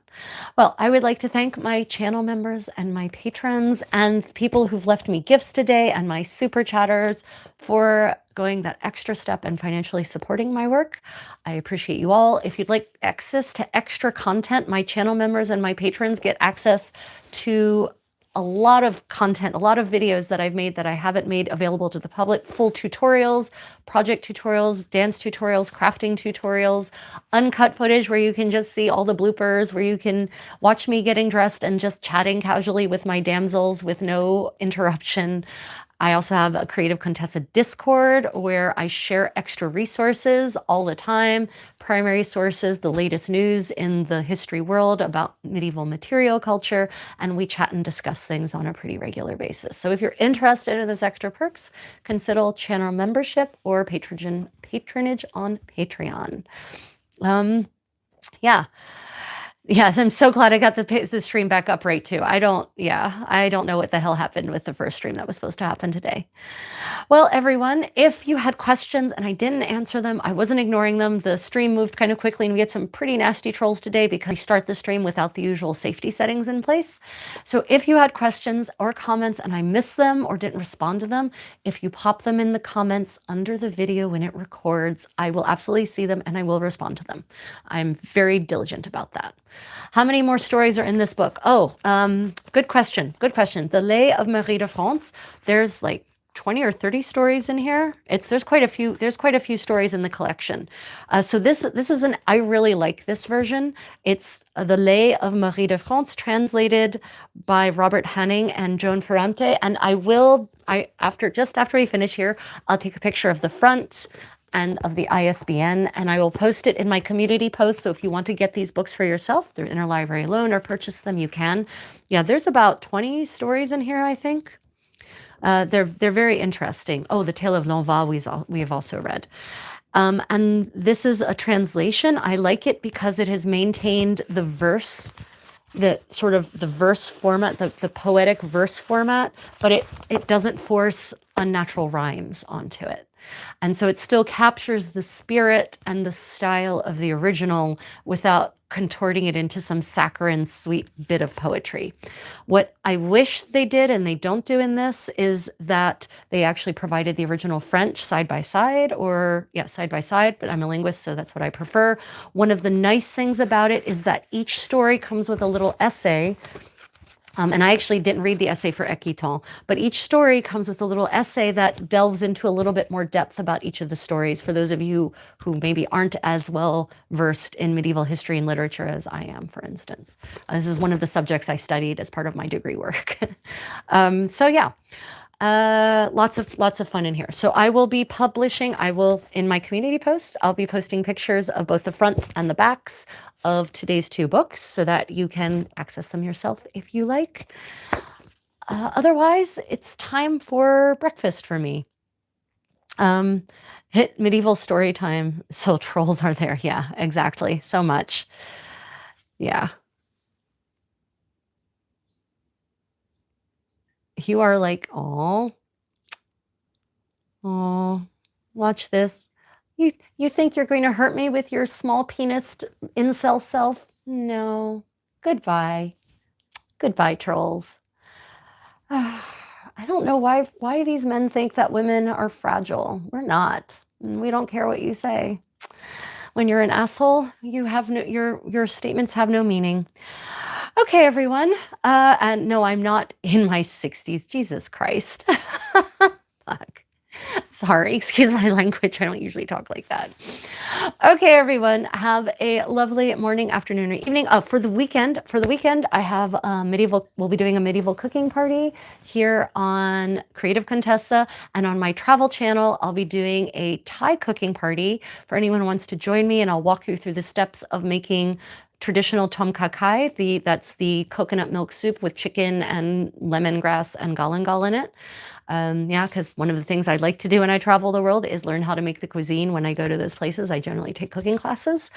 So yeah, I'll be walking you through the steps of making tom kha kai, wonderful coconut milk soup. So check out Travels with the Creative Contessa if you're interested in that. And keep your eye here on the Creative Contessa for my medieval cooking party, during which we will be exploring medieval vegetarian egg and cheese pies. Yep. Yeah, Nevis, there was some asshole troll who tried to tried to strike at my ego by suggesting that I was a hag. I think he used the word hag in my 60s. So yeah, whatever. Honestly, there's this whole group of pathetic incels out there on the internet who think they can hurt charismatic, powerful women like myself with ad hominem insults on our looks by trying to make us insecure because they're telling us that we look old or aged or something like that. No, sorry.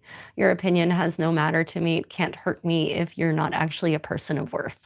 So, and your worth shall be known by your deeds and by the things you say, in case you're wondering, everyone. You should do a lecture on anti-cursing. Yeah. Yeah, God's blood.